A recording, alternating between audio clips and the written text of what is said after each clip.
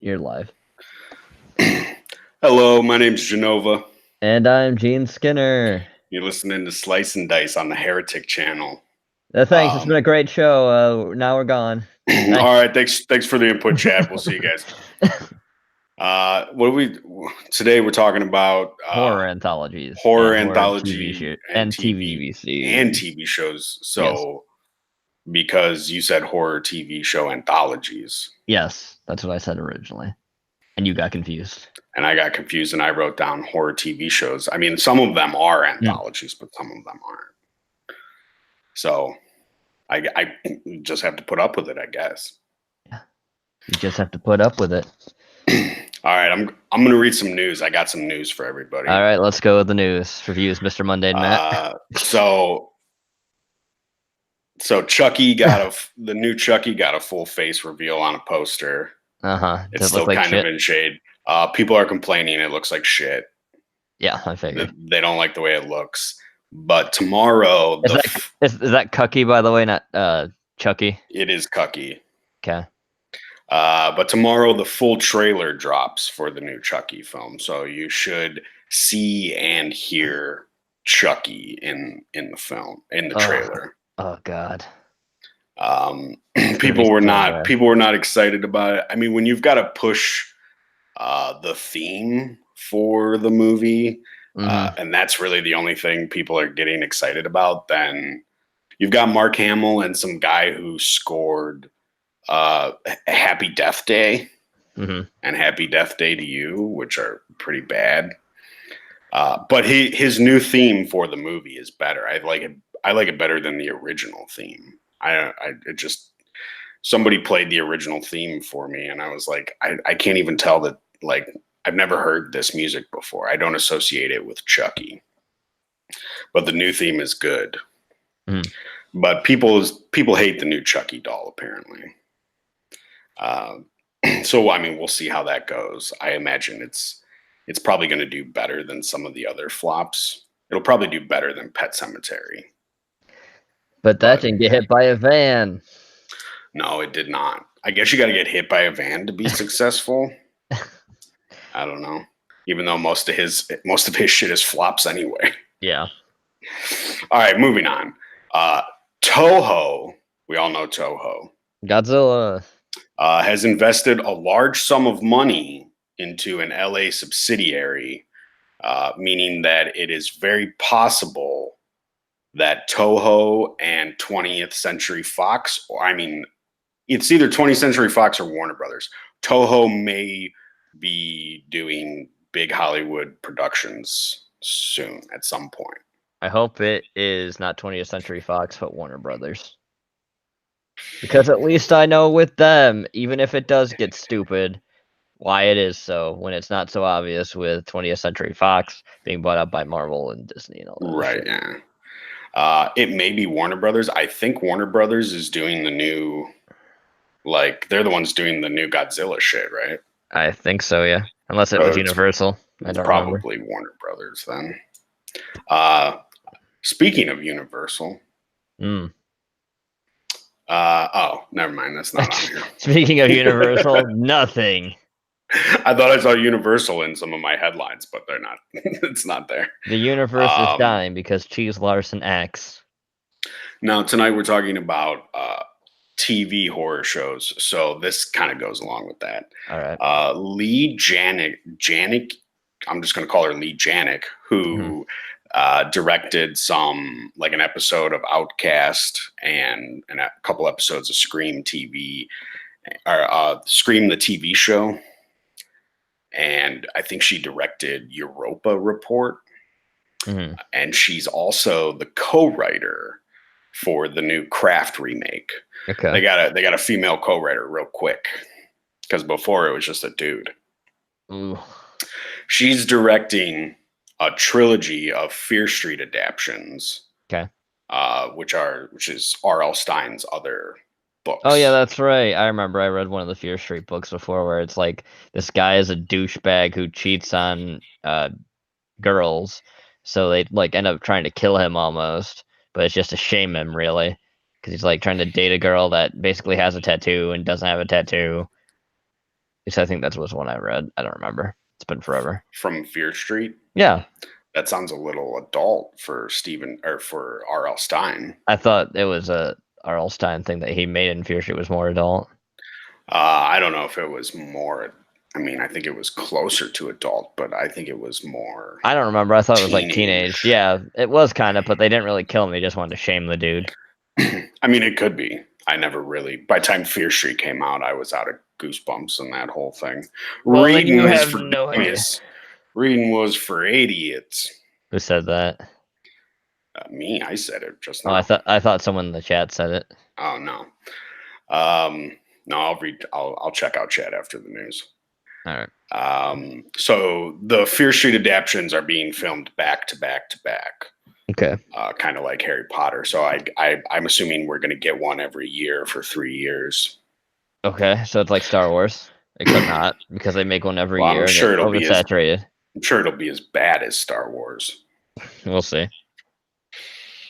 I don't see them doing a good job with it. They didn't do a very good job with the Goosebumps movies. That's because they put Jack Black in it because the kids love him. Yeah, and then they made it a little too childish. Yep. You know, I don't think kids today read Goosebumps, do they? I don't fucking know. It was a 90s kind of fad, really. Actually, late 80s, early 90s. All those kids are like 30 now. I read Goosebumps. Let me tell you, Sonny Jim. And you were talking about getting hit by a van earlier, which brings me to my next story. There is a new show coming to AMC called Sleeping Beauties. Okay. Which is the book that is written by Owen King and Stephen King. Of course it is. Right, where Stephen King's name is bigger than his son's, even though it's supposed to be his son's book. Mm-hmm. So we were talking about that, and we laughed because we're like, well, Owen's kind of like the odd child out. He's a writer too, but nobody knows who he is. But everyone knows who Joe Hill is. Apparently, Stephen King helped him get his foot in the door, like he did with Joe. Mm-hmm. And now you've got a Sleeping Beauty show coming to AMC, which is about, just a refresher, because I think we actually discussed this on another. Yeah, go ahead. On another show. Sleeping Beauties is about something strange starts happening to women, and they go into a cocoon. And if you open the cocoon too early, they go on a crazy killing spree and kill all the men. Oh, so it's a feminist story. I mean, probably. It sounds terrible. It does. I think we've seen that in Species, and it was done much better. Yep. She didn't even need to cook. You didn't even need to have to break her out of her cocoon early. No. She was just killing everybody. And she was naked while she was doing it, so double plus good. Okay. Next news. Critters news. I've got Critters news. Oh boy, let's hear all about the Critters. Critters Attack movie for sci-fi has been rated R. Oh.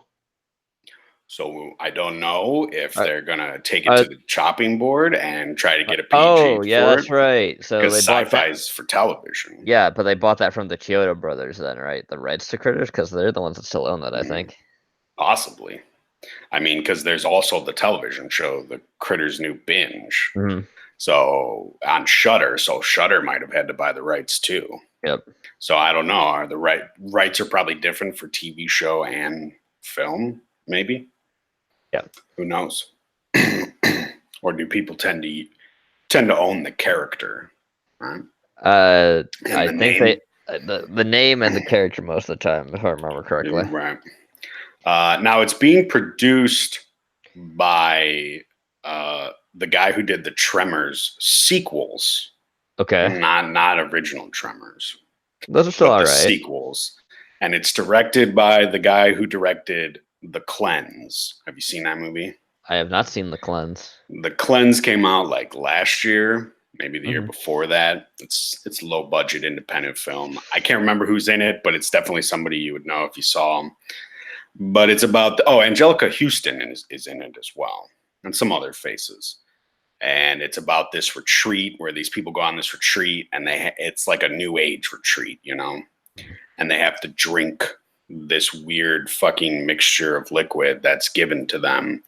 And when you do that, you like cough up or puke out or whatever happens, this little fucking monster that comes out of your body. Yeah. Okay. And it's all about it's all about the small soldiers that come out of your body. Yeah. This little like blobs that come out of you and like they grow up and shit like that. It's weird. But I mean, I watched it one afternoon and I went, meh. It was what it was. It is what it is. Now I've got some creep show news. Oh, some creep show TV show news. Tom Savini has directed an episode of Creep Show for Shudder. Right. He says that it's a combination of Stand By Me, The Fog, and Jurassic Park. Well then, Mr. Savini, that sounds really promising. Are you going to show up to my house for $1,000 to show me this? Before you say it sounds promising, it is a film adaptation of a story written by Joe Hill. Oh God, our favorite Stephen King son. And it's called By the Silver Water of Lake Champlain is the name of the story. Now, I mean, maybe Tom Savini turned it into something good. I don't know what that story is about. But if Tom Savini was able to find The Fog and Jurassic Park in that story, I mean, who knows? But also, so inaccurate dinosaurs, right? I mean, maybe The Fog shows up and it's like pirate dinosaurs, and like they're chasing these 4 kids that are going to see a dead body by a train tracks. Oh. And one of them is Stephen King. Joe Chill, not Joe Chill. Joe Hill. Yeah, pushes his father in front of the train. Joe Hill is a pirate dinosaur. You know it. Now Creep Show for Shudder is said to release later this year. So I have faith in Tom Savini making it look good at least, but I don't know about substance. Yeah, I mean, we'll have to wait and see, really, or at least till the first trailer comes out for it. Yeah. But there's going to be 6 episodes, and there will be 2 stories per episode. I don't know how long each episode is. Probably an hour, I would hope. Because if you only get like 30 minutes, it's only 15 minutes for each story. Yeah, that wouldn't be good. But I mean, how long are the stories in Creep Show in the movie? If I remember correctly, 20 to 35 minutes. What is there? Four stories? Yes, it's about 2 hours. So if they were both 30 minutes, or if they were all 4 of them were 30 minutes, that would be 2 hours. Yeah. Yeah. So they're around 30 minutes. I would hope that they were at least 30 minutes, but I mean, we'll see. And on to my last but most important news. All right. Fred Durst wrote a horror movie. Was it called Tonka Saw? It's called The Fanatic. Okay. And it stars John Travolta in it. Oh boy. And it's about a stalker fan who ruins an action movie star's life because he's so obsessed with him. All right. And so apparently it's based on true events that happened to Fred Durst. Oh boy. Was this fan also a guy that looks incredibly skinny and tells him all about his Mercedes and his Benz? He tries to get them to go to his wrestling matches. There's like 6 people there, and they're all related. That's pretty disgusting and sad. Yeah, I'd say it's more sad than disgusting. I don't know. I mean, if everyone's related, it sounds like incest. Yeah, and that's sad. Yeah. And disgusting. Okay, now we're just talking about dongas and sex. Ass and the anus and the ass and the anus. Now I don't know any word about when this movie is going to be released, but there was a picture of John Travolta Is he playing Fred that was Durst? posted. He looked like a grown-up version of Dennis the Menace. It was really weird. He had like this pink and blue shirt on with these glasses and short blonde hair that's like bowl cut, parted down the middle. Okay, so he's playing the crazy stalker fan then. I mean, at least that's what I think it looked like. I don't know. But that's what it looked like. Ugh. Was that news so good for you that you? I'm just making stretching noises. You're just making noises. I'm making noises like Esau. I know. I hate when he does that shit. I need an orange.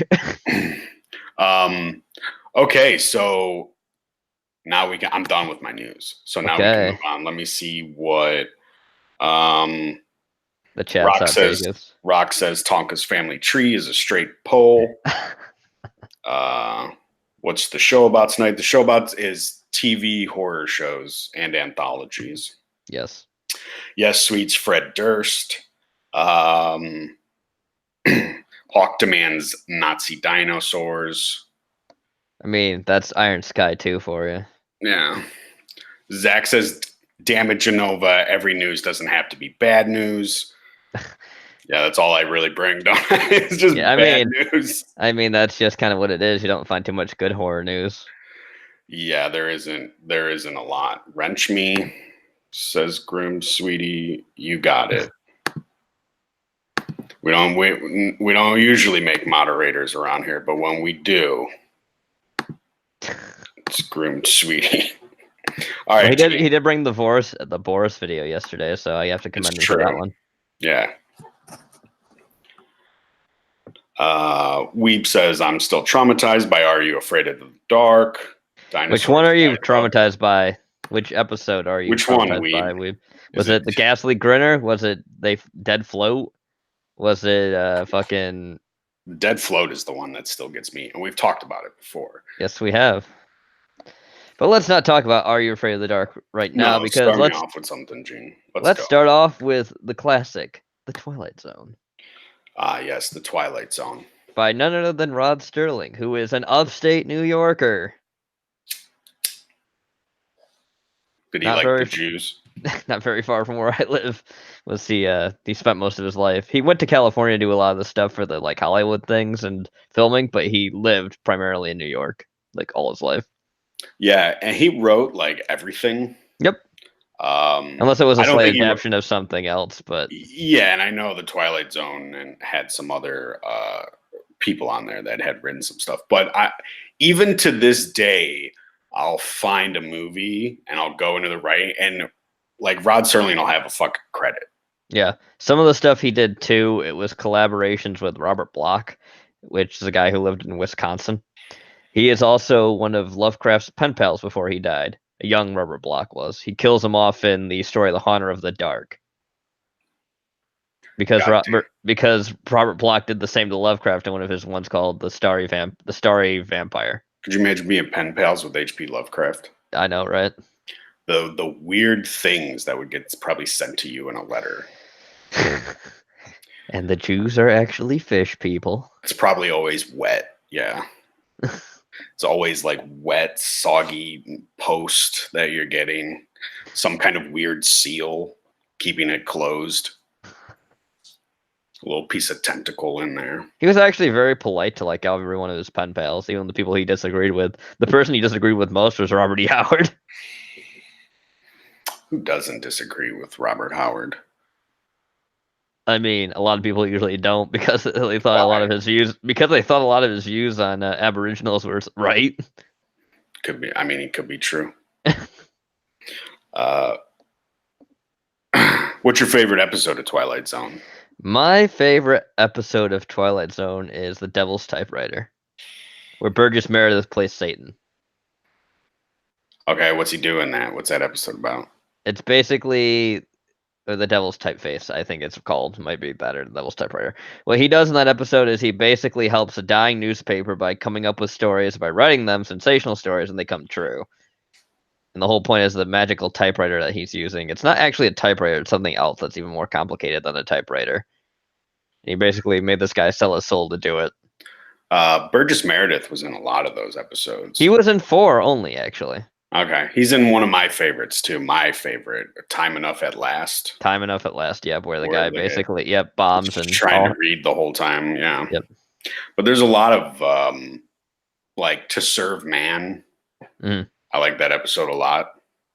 I can't remember that guy who plays the alien in that movie. I think he plays Jaws Yeah, I think so. in one of the old James Bond films. Possibly. He also plays like a weird Indian shaman back from the dead in Kolchak the Night Stalker. Have you ever seen that show? I've seen parts of it, yeah. It's a really good show. Darren McGavin, I think his name is, the dad from Christmas Story. Yeah. But that's off topic. We're talking about Twilight Zone. Yeah. Another one I remember is the one that has their like there's 2 I can think of that I really like as well. One is the one where it is the people that think they're dead when they're actually just toys in a donation basket. Oh yeah. Okay, I remember that one. And besides that, there is also the one where it's got this like really creepy, almost puppet master looking puppet in it that basically attacks this dude like in the Antarctic or something. Or maybe it was Alaska. It's some cold place. I remember that. And he's like an asshole.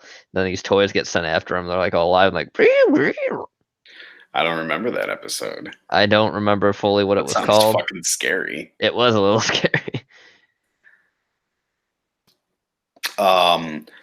Groom Sweetie says the episode with the gangster in the afterlife was a good one.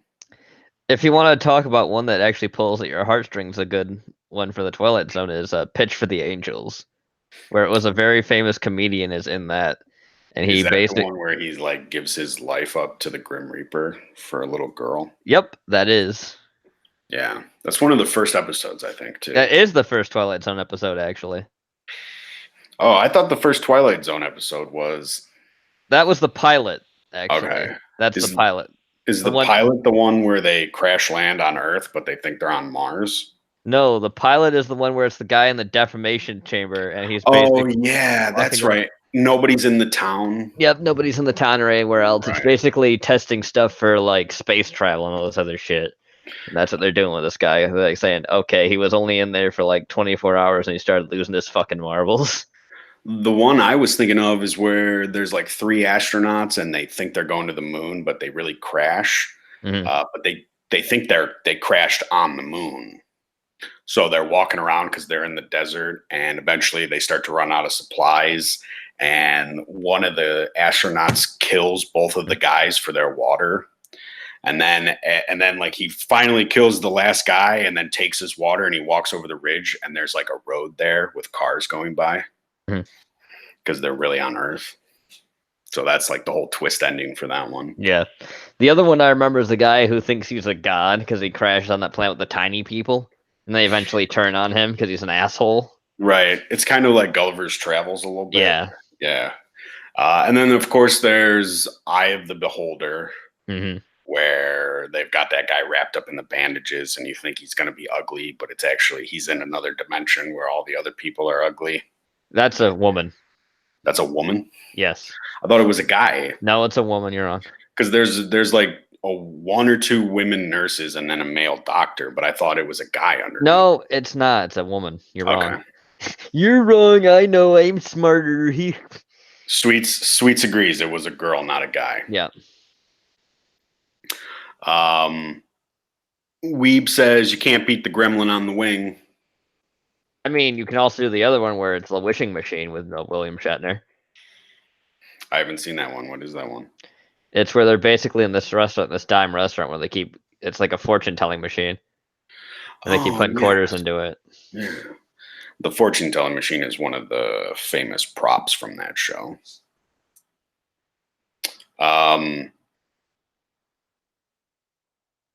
They were pig people and she was a woman, says Rock. Sweet says we found where Porky's home dimension was. She gets introduced to a guy in the end. Okay. Yes, she does. It's also ugly. Oh, okay. He's okay. Quote unquote ugly. He's normal looking. Right. I see what you're saying. What was with those people? I don't know. It's some weird dimension. I guess you Where don't ask where questions in the Twilight Zone. no, Right? it's the Twilight Zone. You're never supposed to ask a question ever. There are definitely some sad episodes. Hmm.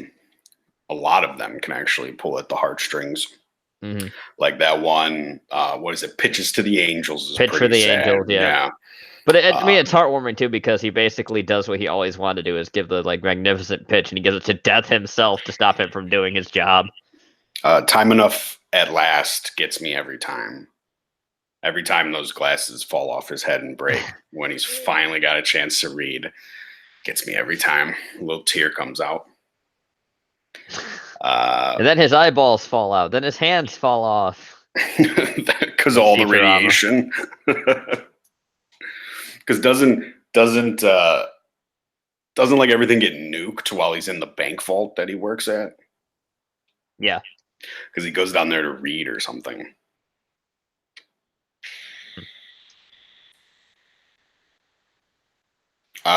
Sweet says the episode Miniature with Robert Duvall was her favorite because of the based ass fuck psychiatrist. I don't know if I remember that one. Zach says I'm gay for crying. Okay, for crying. It's not wrong.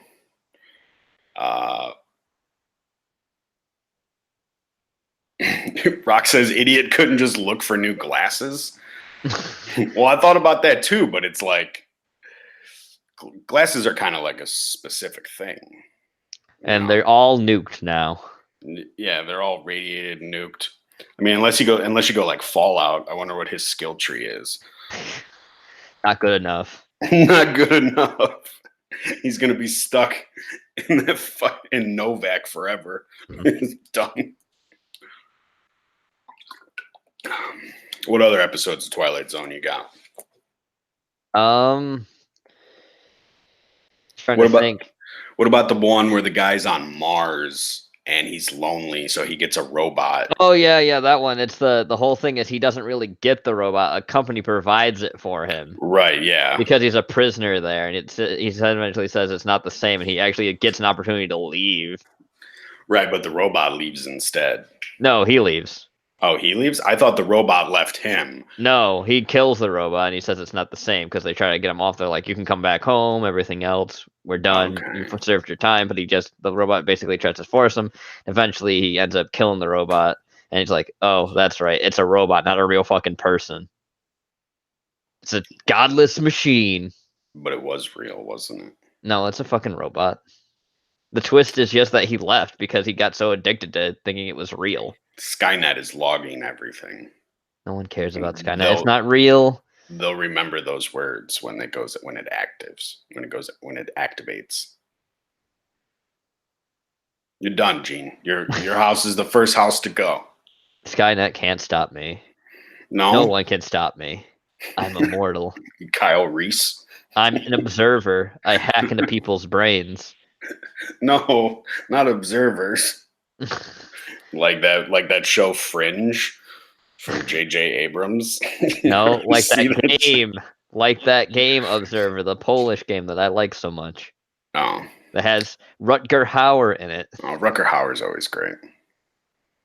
I don't remember watching you play Observer. I think that was before I was. That was around. Before your time, yeah. Before my time. Sweet says Gene is Skynet. I am Skynet. Oh, am Hawk I Jim says now? Target noted. Cindy says, "Oh, it's real, Gene." No, it's not. Gene will be crushed. Signed, Zax from Hawk. Taz says, "I like the one where an astronaut finds a microscopic civilization and becomes their god." Yeah, we talked about that one. And the other astronaut shows up and causes a civil war. Well, the other astronaut basically is with him the whole time. He basically just tells the dude he's an asshole. Because he is an asshole. It reminds him of an episode of Futurama where Bender got lost in space. Yeah. He becomes the god thing too, yeah. There's also a Treehouse of Horrors episode with The Simpsons where... yeah, they cover a lot of stuff in The Simpsons from the. It's not just Rod Sterling they covered. They covered a Ray Bradbury story too, the murder house, where the house is like literally super smart and tries to fucking murder them all. Yeah, which is based on a Ray Bradbury story. Right, and it also mentions the HAL 9000 thing from Stanley Kubrick's 2000 AD. They do a lot of parodies of horror on Treehouse of Horror. Yeah, a lot of parodies of sci-fi and horror. The one with groundskeeper Willie. Mm-hmm. Where he's basically Freddy Krueger. Right, and they call it the shinning. The shinning, yeah, that too. It's the shinning, boy. You want to get sued? Yeah. Pierce Brosnan voiced the house. Mm-hmm. He did. There's also the one where Stephen King doesn't get hit by a van, and he flips over and says, "Oh man, this would make a really good story," because it's Dolores Claiborne based. But that was in Family Guy, not fucking The Simpsons. And Brian becomes a parody of that one, where he gets tortured just the same way. Does he get hit by a van? No, he crashes his car, just like in the fucking thing. That's what Stephen King got from. That's the story he made on that. But he flipped out of the way because obviously Stephen King just, he miraculously flips so well. The man that he is. That's those lizard reflexes. Reptile. They did a Sound of Thunder too, says Rock. Okay. Taz says Burgess Meredith surviving the nuclear war because he reads in the bank vault, but then breaks his glasses. Yep, that's my favorite episode. That's everybody's favorite, you nerd. Rod Serling did another show, though. He did Night Gallery. He did do Night Gallery. I don't remember any of those episodes, though. I remember one. Which one? I remember the one where it's a literal universe where all the Cthulhu mythos is real. Oh, really? Yep. That sounds good. It's a teacher saying all the names of the elder gods and everything else of Nyarlathotep, Yog-Sothoth, all the other things. And eventually he gets turned into a pile of goo. What's the name of that episode?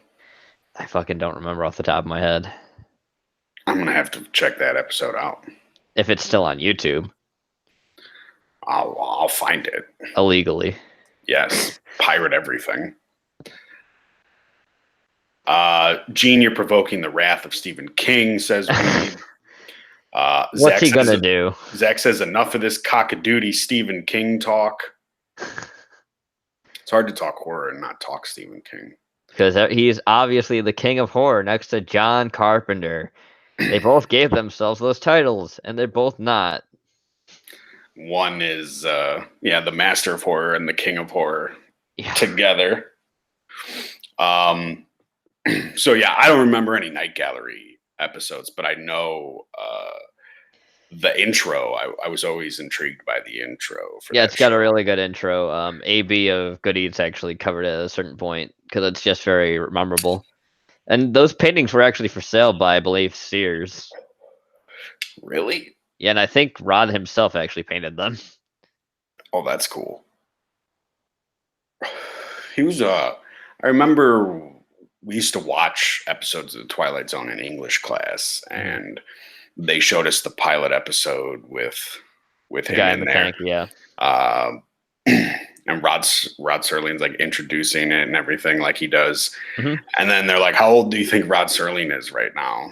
And he was like 20 something, but he looked 40 something. That's because he smoked. Yeah. He wasn't he was like 28, so he was almost 30 anyway. He was pretty young for what he looks like in the pilot. Yeah. But he always kind of had that look. I've never seen an old picture of Rod Serling. Like really young, you mean? No, like really old. Oh. Like I've never seen him, frail or anything. Like I always remember Rod Serling with that smile and that the way he talks. Yep. I always remember him the way he looks on the Twilight Zone.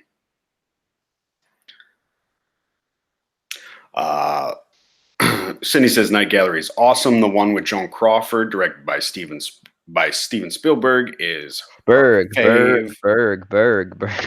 Yeah, I know Spielberg. Like when he first started, he was doing television, and some of the pilot episode or the TV movie that kicks off Columbo He directed that first one. That's a really good episode of Columbo. Um, Groom says Sears also sold bongs. Sears sold Sears everything. Degeneracy Delivered, Smoker Master Race. Taz says parody anthologies like the Mighty Boosh or Garth Marenghi's Dark Place. Well, yeah, those are good parodies of stuff like that. I always prefer Dark Place over Boosh. Because it's supposed to be fucking Stephen King shit there. Yeah, and it's really funny. The whole thing with the hospital. Richard Iowati is in that show. He's really fucking funny. And then the other guy who's like a British Latino. I don't know what he's supposed to be, but that dude's fucking hilarious. But Mighty Boosh wasn't bad either. I think Noel was that whole show. Noel Fielding. He was pretty much that show. But yeah, Night Gallery. What else you got, Gene? I also have Tales from the Dark Side. Tales from the Dark Side. All right. The one I remember the most is I think it's called Devil's Advocate or whatever. It's the one that has Ben Stiller's father, George Stiller, in it. Yeah, Jerry Stiller. Jerry Stiller, that's right. Who actually plays George's dad on Seinfeld. And man, he is such an asshole in that episode. Yeah, I think I know what episode you're talking about. Where he literally gets sent to hell because they stop, like, he can't leave. Yeah. And he literally becomes a devil. Yep. Yeah, he's a prick to everybody. The other one I remember that's really good. I don't remember. Was this in Tales from the Dark Side or is this Monsters? I don't remember. But the Milkman Cometh is also a good one too. I think that's Tales from the Dark Side. Yeah, I think it is too. Where basically the Milkman's a fucking alien. Yeah, that could be Monsters. It could be. I don't remember though. I just remember that they're like, oh yeah, the milkman always is over. He brings the milk, and anytime like people never see him. Yeah, I don't remember too much about it. But the guy basically tries to see the milkman at one point. He doesn't, because like there's a big flash of light. Then his wife gets pregnant, and then it's an alien baby saying it's the milkman's. Isn't there an episode with the guy who plays Norm on Cheers? I think there is. And like why do I keep thinking he like kills his wife and eats a dog in that episode? I don't know. I remember the one with the plants too, where a woman takes that earphones and listens to them. We talked about that one. Oh, the lady's on the diet. Yeah. Yeah, she wants to lose weight, so she puts in the earbuds. It's like she sends away for them. And they're supposed to say, yeah, you'll lose weight. And then she puts in the earpieces, which are they're like hearing aids. Yeah. Yeah. And they get stuck in her ears, so she can't take them out. And then the food keeps talking to her. Yeah, because that's how the hearing aids that it makes it so you can hear the food talk and say like, please don't eat me. Please they have faces and everything too, which is fucking creepy. Yeah. And then she can't get them out because they're stuck. So she basically starves to death. Yep. That's what you get for having fat ears, lady. So, I don't know. Do you think that maybe they were supposed to? Do you think part of like, because it's Tales from the Dark Side, so maybe they were meant to get stuck? Like anybody who uses them, they just end up starved to death. Maybe, I guess.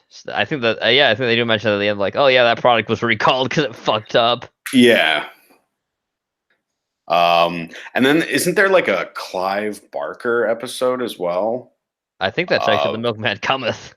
Is that The Milkman Cometh? Because isn't there Clive Barker wrote a short story about like a little demon, and I can't remember the demon's name. Chat will help me out. I'll know it when I see it. I know there's the one episode where it's literally like the guy is Satan, but he's actually trying to redeem himself in a certain sense too. I don't remember if that was Monsters or Tale from the Dark Side. They kind of blur, especially in that time frame. Yeah. Monsters, the best. Oh yeah, I remember. It's the Devil's Autobiography. That's the one. That's the episode what it's called, where he's literally the devil writing his own autobiography, where this woman writer is writing it for him, and they start falling in love, and he's like, "Well, I can't love you because I'm not good. I'm bad," and all this other stuff. And then he basically writes this. But that's like how he redeems himself, so he becomes an angel. No, this episode is named after the demon. And that's even the name of Clive Barker's short story. I keep wanting to call it the Jackalope, but that's not what it is. I don't know. Zach got dead by piranhas. Zach, get in there and give it another shot. You can do it. Was he playing Ark and got dead by piranhas that way? Yeah, he was playing Ark. With Sargon, I know. Cannot remember. It doesn't matter. Let's move on. Well, I mean, there's also the Stephen King episode too, where it's the typewriter thing. Oh yes. To make his life better, it's it's a computer of the gods or something. What it's called. Word processor of the gods. Of the gods, yes. Yeah, I think that was his first short story that he had published, or at least the first one. I think it's one that made it to the New York Times or something. Yeah. He got paid real big for that. Yeah, that's about the guy that finds the word processor, fixes and then to fix his life, and everything turns out shitty. It turns out like really shitty at first, then it gets better. Yeah, because he starts figuring out how to because at first he's typing like short sentences, but then he's way more specific with it as he goes. So basically, he gets rid of his horrible son, then he gets rid of his horrible wife, and then says who he's married to is the woman who died, because his brother was the one that ended up killing him because he's an alcoholic. And his nephew Harry Anderson play that guy? I think so. In that TV show? Why do I keep seeing Harry Anderson? You said Stephen King, and now it's just Harry Anderson. Oh, because he was in the It miniseries. That's why. Yep. You were talking about monsters. Yep. That's another anthology series. Yeah. I only remember one episode from that show besides the intro. I always remember the intro, the family coming together. It's time for our favorite show, Monsters, kids. Yeah. I watched it a good number of times on, what was that fucking TV show called? Chiller. Yeah.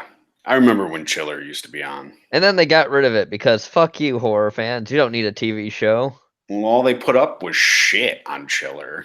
They didn't put shit all the time. They had Tales from the Dark Side. I mean, you get Tales from the Dark Side and Monsters, but a lot of the times that night it was shit. Look, I'm just saying we need a horror channel besides Shudder for public access television. Am I wrong? I don't disagree with you, but I think it's harder for them to get the rights to play some horror movies or something like really good shit because the other companies have them fucking locked up. Well, I blame the certain tribe then. If you had a horror television channel and like you kicked it off with a Nightmare on Elm Street marathon or something, no. I'd kick it off with Mystics in Bali. Kick it off with Nightmare on Elm Street marathon, followed by a Friday the 13th marathon. You can't do either of those because the thing is that they're both because the series jumped around from people to people and process to process. It's like owned by so many different companies that you can't show parts of it. I know. Which is retarded. So I'm saying it's hard for like a smaller horror channel to get good stuff. That's why you're watching Monsters and not Tales from the Crypt episodes. Yeah, I mean that's HBO. I mean, they're gonna get you by the balls. Right, exactly. And they don't even what was the last time HBO showed any Tales from the Crypt? Yeah, exactly. Not starting with Videodrome for shame. Cindy says, would the Barker episode be the Yattering and Jack? That's exactly what it is. The Yattering. See, I said Jackalope. So you're wrong. Jack was in there. It was just Jack. It was the Yattering and Jack. Yattering and Jack. Okay. Groom says there's this weird old Leaf TV series, interviews with psychopaths and schizophrenics, spooky as hell. Oh. Groom Sweetie Hammer Films needs its own cable channel. Rock. So Rock would kick off his horror channel with Videodrome, which is a damn good fucking idea. You could kick it off with Videodrome, Terror Vision, there's got to be Television of the Dead. Is that what it's called? Do you I remember think that? so. Yeah. You remember that movie? Yeah. Yeah, you should just kick it off with a marathon of like Devils and television Demons. horror films. Mm-hmm. Demons 2. Yeah, Rock, that would be great. I'm trying to think of other TV based horror movies. The Can you Cable think of Guy. The Cable Guy? It's kind of a thriller, isn't it? It's like a Yeah. thriller comedy. Yeah. I mean, obviously, Jim Carrey is a horror in his own right now today, but that's for different reasons. Yeah. Um. What else you got? The Video Dead. That's the one I'm thinking of. The Thank you, Video Rock. Dead. VHS as well, I guess, counts for that as well, for that series. Yeah. Because technically it's, VHS tapes. Another series, since we just mentioned it, is Tales from the Crypt. Yes, Tales from the Crypt is. I mean, that's like The peak. Yeah, like that's like the king. Mm-hmm. They were talking about bringing it back for a while. They were on TNT, yeah. I don't know if they were like M. Night Shyamalan was going to host or he had a was. lot to do. I don't why, I don't fucking know. Because suspense and mystery, and I make so many good films, said nobody. What about like they think they're going to remake it and it's going to be good. Like you learn this in the 90s cuz then they remade Twilight Zone, right? Yes, they did, with Jason Alexander playing Rod Serling's character. That's Imagine, awful. George. I know George from Seinfeld. Like, imagine if you would, Jerry at the cafe. Oh, it's so terrible. Vandalay Industries will help you. Twilight Zone, Jerry. Twilight Zone. And then now they've remade Twilight Zone again with Jordan Peele as the host. Now, I don't know how Jordan Peele is doing as the host, but from what I can see, the whole show is exactly what we feared it was going to be. And it's just pushing progressive social justice warrior shit with every episode. What a shock. I haven't watched. They put the first episode up for free. Well, you take the bullet for that one. I don't want to say my word. It's called The Comedian, and it's got that smug Indian guy who's in like a Netflix show. He's in that Netflix show, The Trouble with Apu. The Problem with Apu, I think. It's not. Oh no, it's that guy. It's not a guy from Harold and Kumar. It's a completely different. I know. It's Azir Osmar. It's the guy from Parks and Rec. No, not Aziz. It's not Aziz either? It's not him. It's a different guy. And he has anytime I see him, his smile, he's got so much smug in his face. And I don't even think he's meaning to do it. It's just smug. I don't know, maybe it is the guy who had the problem with Apu. If it is, I'm gonna never watch that. I gotta look this up. Hold on. The problem. I probably won't even be able to fucking pronounce the dude's name. Something But the second episode is called like Replay or something, and it's got like police brutality in it. Of course it does. Oh, they did a Nightmare at 30,000 Feet episode. Yeah, of course. I guess you have to, right? Mm-hmm. Kumail Nanjiani. Yeah, I think that is the guy who made the fucking problem with that poo thing. Is it? Check what he's done. He's got so much fucking. Did he write it or direct it? I think he stars in it and wrote it. I might be wrong though. Does he have glasses? Does he look smug? No. I mean, he looks smug, but he's got no fucking. I mean, he had glasses in the thing, so maybe it's not him. I don't know. They all look the same to me. Not really. I don't see the problem with Apu on here. Okay, so maybe it doesn't. But I mean, that's not to say he's not in it. Yeah, he could have possibly been. I mean, it sounds like something that he would be in. You know what I mean? Because he does have that fucking. He's got that whole fucking demeanor about him. Just a smug bastard. Nicki Minaj's brother, no. Not him. He's in the romantic comedy with the white girl. Yes, that's true. He is. So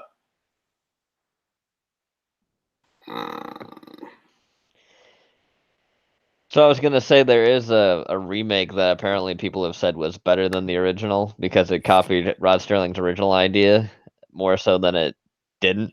It was the one that it's the guy who tries to have the pool game with a guy who is really good. For the Twilight Zone remake, not the one now, but the original one with the 90s. Okay. And apparently, the original one was a guy getting he lost instead of won, where he doesn't take the dude's place in the afterlife so he can pass on, but he's literally like thinking, "Oh, I could have always beat him and all this other shit." I don't So they remember. changed the ending. I know. I don't remember anything from the remake from the 90s.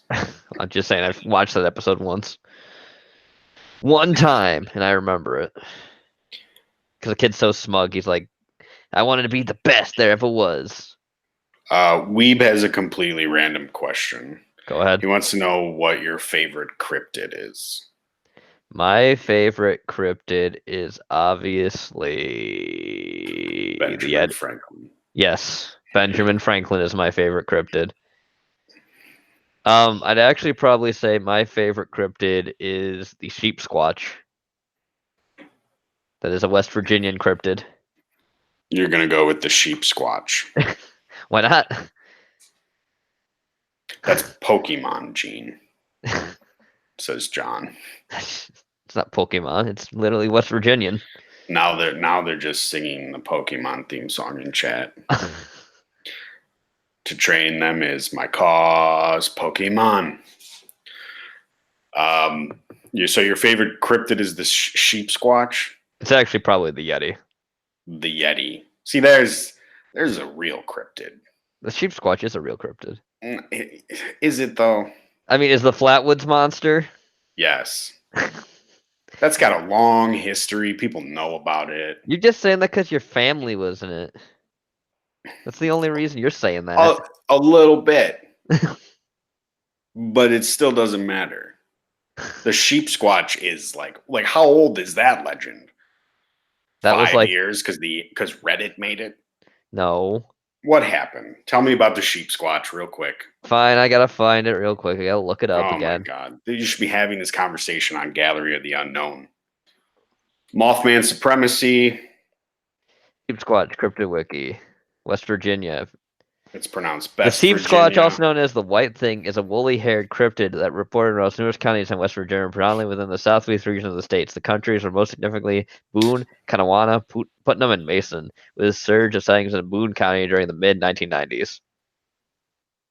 It's described as a quadruped with about the size of a bear with an entirely white wool-like fur. It has long and pointy head, similar to a dog, but with long, saber-like teeth and a single set of horns. Single point set of horns. Not dissimilar to those of a young goat. Its forelimbs and paw-like hands, similar to those of a raccoon, but larger, with its tail long and hairless than a possum. It is reputed to smell like sulfur. It has been attributed through folklore as a beast being born out of the TNT area of the Mason County, where Mothman was sighted. Though it's not likely to understand in musk scent glands similar to those found in many species of other carnivora, such as weasels and skunk. It's first sighted in 1994. Have you ever seen the movie Black Sheep? No, the horror movie. No, I have not seen that. There's a were-sheep in that. You might like that. It might be sheep squatch material. People bite rabid sheep. Rabid sheeps attack and kill people. And when you get bit by a sheep, you turn into one. You turn into a sheep squatch. Yeah. Not kidding. It's a real movie. Look it up. Okay. Oh yeah, that's right. I remember. Rock says Rock. It's got Rock's approval. He says Black Sheep is fucking funny. Mm-hmm. It's good. It's good stuff. I think Good Bad Flicks just might have done a video on it in the last month or two. Possibly.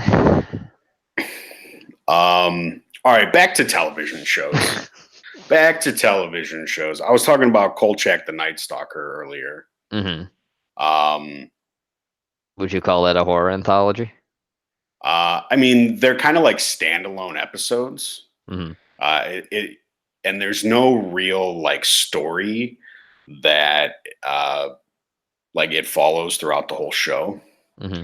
It's just like every episode is this reporter hunting down a different monster or weird happening that's going on in Chicago. That's where he's at, Chicago. Uh-huh. Wasn't Black Sheep a Chris Farley movie? It was, but there's another Black Sheep that came out more recently. Mm-hmm. But Kolchak was basically Monster of the Week. Thank you, Cindy. It's basically Monster of the Week, and whatever it is, he just goes after it, and then at the end, you'll like he talks about how you'll never hear this story because the cops took all his stuff from him, and he's fucking, and they won't let him print the truth about the vampire of Broadway. Vampire Shit, that well, so there are a couple good episodes, and then there's the rest of them are not so good. I think it only went on for one season, maybe. So there's only about 10 or there might be 20 episodes actually, but it's just one season. I think you can find them all on YouTube, which used to watch them all the time with a group every Friday. We just watch an episode of Kolchak. Shit's great. Telly Savalas, I think he's even in an episode of Kolchak. Yeah, Cindy, it's guilty pleasure viewing because it's bad. It's bad, like acting and shit like that. Everything is very 60s, 70s. Everything looks like that. And even the action in the show is kind of toned Batman down. and Robinish. Well, yeah, a little bit worse than that because Oh man, he's supposed to be fighting like these every episode leads to a head to head with the monster, but then he'll get out of it in a really like not violent way. Like he'll have to flash his camera and he can run away, shit like that. Rock says Kolchak was the inspiration for the X-Files and Supernatural. That's true. The X-Files pretty much turned into an anthology series, says Taz. The X-Files, I think, didn't the X-Files kind of start as an anthology and then just turn into a normal like drama? yeah. Yeah. Because I thought I remember like every episode kind of being like standalone. Yeah, like, but they became more episodic as time went on. Right, yeah. And technically, yeah, that's the same with Twin Peaks because Twin Peaks is it kind of started as small anthology parts, but it all has an interwoven story too. True. Now I haven't seen the new. I've seen a couple episodes of the new X-Files, and I don't know how episodic they go there. That almost seemed like it was like Monster of the Week type thing. Yeah, probably was.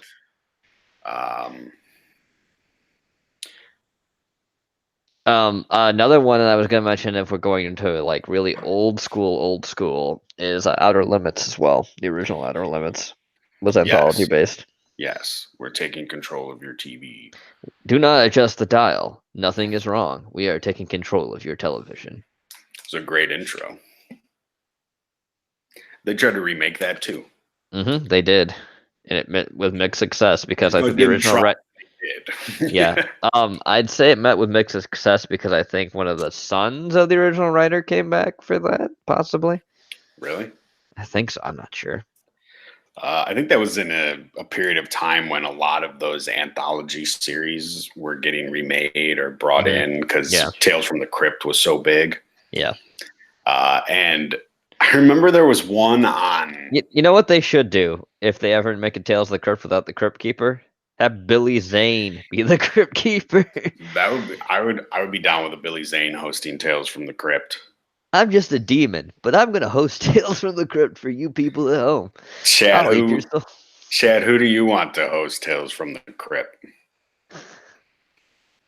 This show needs an intro, said Tom. This show would probably have an intro if I used OBS, but I don't. I have Hangouts right now, so that's why you don't really get an intro for this show. We just come on. We're just here. We're people. I'm not really people, but okay. Well, neither am I. So, Friday the 13th series. Remember that show? Yeah, that has nothing to do with Jason. Yeah, that wasn't. I mean, it was kind of episodic, but it really was just like Anthology.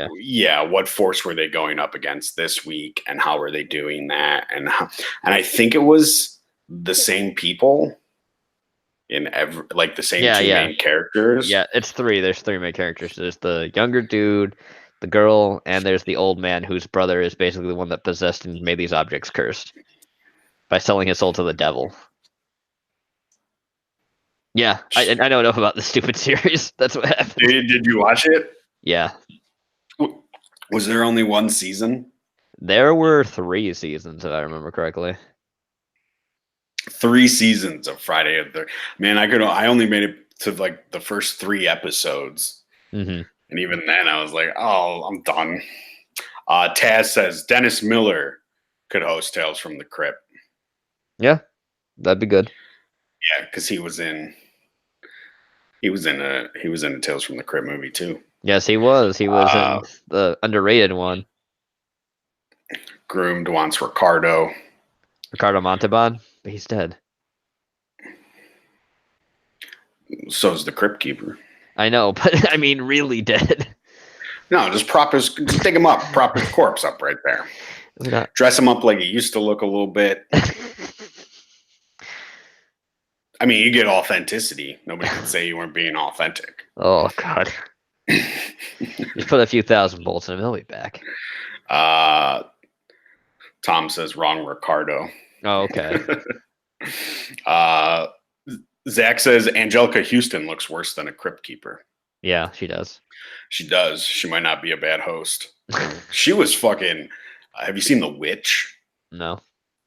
Witches, I think that's what it's called, where they turn kids into mice and shit.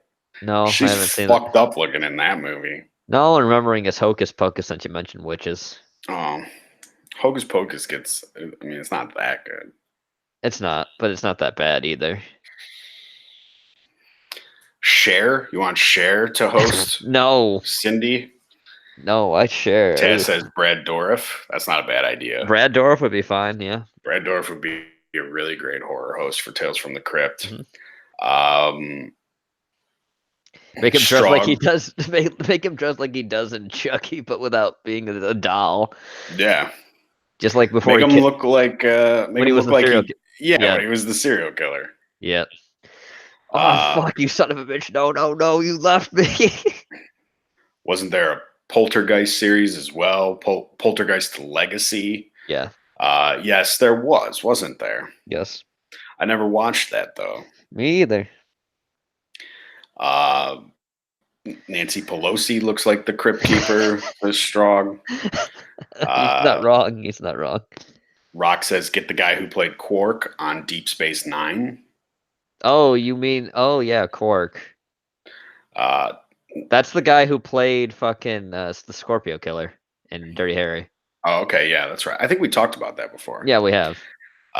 Tom says Christopher Walken. That wouldn't be bad. I could see Walken doing it too. But outside of Sleepy Hollow, has Walken...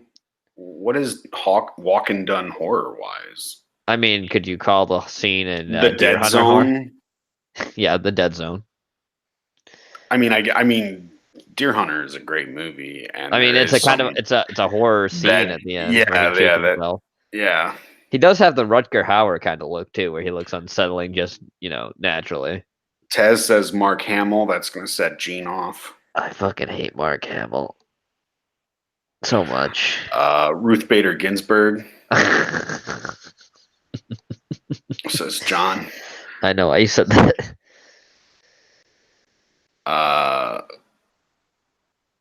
Look, he's gonna be cucky anyways. He can't do anything else now. Rock says Dorff is doing a Child's Play TV series. No, it's not Dorff. It's Hamill. I thought. Wait, No, no. Hamill's doing the movie. All right, that's right. The TV series is Dwarf. Sorry, chat. I forgot which one was doing which, but yeah. I mean, he could do that and Crypt Keeper. He had more work. I always support giving The more work to Brad Prophecy, Dourif. that's right, Rock. We talked about that last stream. Yep, that Prophecy where it's Gabriel. Yep. Yeah. He just does not give a fuck.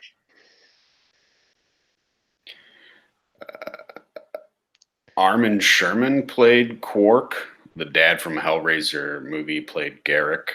Oh, yeah, that's right. But the guy but yeah, Simple Garrick. That's right. And Garrick is the dude from the Hellraiser movie. Yeah. Yep. That's the dude. He's the Scorpio killer. That's what I mean. Yep. I was wrong. I can admit to when I'm wrong sometimes, chat. Have you seen a show called Slasher? I have not. Slasher is sort of it came after American Horror Story. I can't remember what Slasher is on. I think it's on Netflix. But like one season is one story, and then the second season is a completely different story with different actors. Do you remember? There's another show I was thinking of too when I was thinking of horror anthologies, but I think it's more of a sci-fi-ish horror series. It's the one with the guy it's like mythical objects basically, where they do different things. Like it has a key to a hotel room is the one the guy starts with, but he has other ones. Oh, I know what you're talking about. I don't remember what that was called. I know it's not Yeah, I Warehouse think 13. that's more like sci-fi. Yeah, it's sci-fi thriller. And there That's was what that only was. like a couple episodes, like a first season. Yeah, there was like one season. Yeah, because nobody watched it. I love that though. That was a cool idea. Just that whole thing. He goes to a different room with that key, and Yeah, and he's looking for the keys. Yeah, and he's trying to find out where they go, what these objects do. He's trying to protect from all those things. So you think they're evil and everything else. Are they going to bring about the end of the world or something? Yeah, I thought it had to do with something like with God or something like that. It may have. I forget. Oh, I can't remember the fucking the show. Yeah, I can't remember the name of that show, but it is more sci-fi. Yeah, I remember it being sci-fi. Like Warehouse 13 is more sci-fi, but Warehouse 13 is sort of like, I mean, it's episodic, but each episode could be a standalone because it's just, new object, go find that object. Chad, if you could remind us of what that show was, it's on the tip of both our tongues, and we don't remember which one. I'm sure Chad will figure it out. Or Rock will probably figure it out. Zach got killed by an otter. Zach gets killed in Ark. Cog's here. Hi, Cog. Hi, Cog. Groom Sweetie said they made enough Hellraiser films to almost qualify as an anthology. Kinda, yeah. I mean, the Puppet Master series is technically an anthology series, too. Tom says, I'm serious. Quentin Tarantino is the Crypt Keeper. Why? Did you guys ever watch the creepypasta sci-fi show? That's Channel Zero. Yeah, Channel Zero. It could have been a good idea, but they fucked it up. Yeah. I think to revamp horror, you definitely have to look at the creepypastas or like the online urban legends that are there now. Yeah, like the Black-Eyed Children and all the other things. Right, and some of the ARGs that people are playing out. Like Slender Man. Right. Marble Hornets, all that kind of shit. Channel 42, 70 Board and Meat. I think his name is just Human Hybrid was another one where it was a rake ARG. Yeah. There's a shit ton of those type of things that people are really into. But when somebody like Sci-Fi gets a hold of it, they just kind of fuck it up. That's because all their stuff is made by Dune Entertainment and Asylum. Yeah, that's true. Bye, Sweets. Later, Sweets. Not much. Rock says, not much of a TV person. I just learned they made new X-Files. Yeah, the new X-Files isn't. I think Gillian Anderson had a nose job, and she's lying about it. And that was really the highlight of the new X-Files show. Why did she have a nose job though? Did she not like her nose? I guess not. Big old nose. I don't know. All I remember is she was saying she didn't have a nose job, but when you put the photos next to each other, it looks like she got a nose job. I think because she's a real big feminist. Okay. So she didn't want to admit that she cared about the way she looked. Mhm. So who knows? Zach says, speaking of black-eyed kids, see Gene and I talk about them on Saturday Yep, we are talking about them on Saturday. That's correct. on your channel Yep, on what Gallery of the Unknown. at the same time at 9. Yep, 9 p.m. Eastern Standard Time. It'll work this time, right? No, No, it's gonna be bad like last time. probably. I don't It know. wasn't bad. It worked out just fine. We got where we needed to be in the end. We always get where we need to be eventually in the end. Tom says Cheese Larson as the Crypt Keeper. Yeah, I know what you're doing. Fuck yourself, Porky. How about that? Have you seen Inside Number 9 I don't think I or have. League of Gentlemen? League of Gentlemen sounds familiar, like I've seen that, but It's not The Extraordinary League of Gentlemen, yeah, which it's a is that different one movie. This is a television show. They're both from the UK. by Alan Moore. Yeah.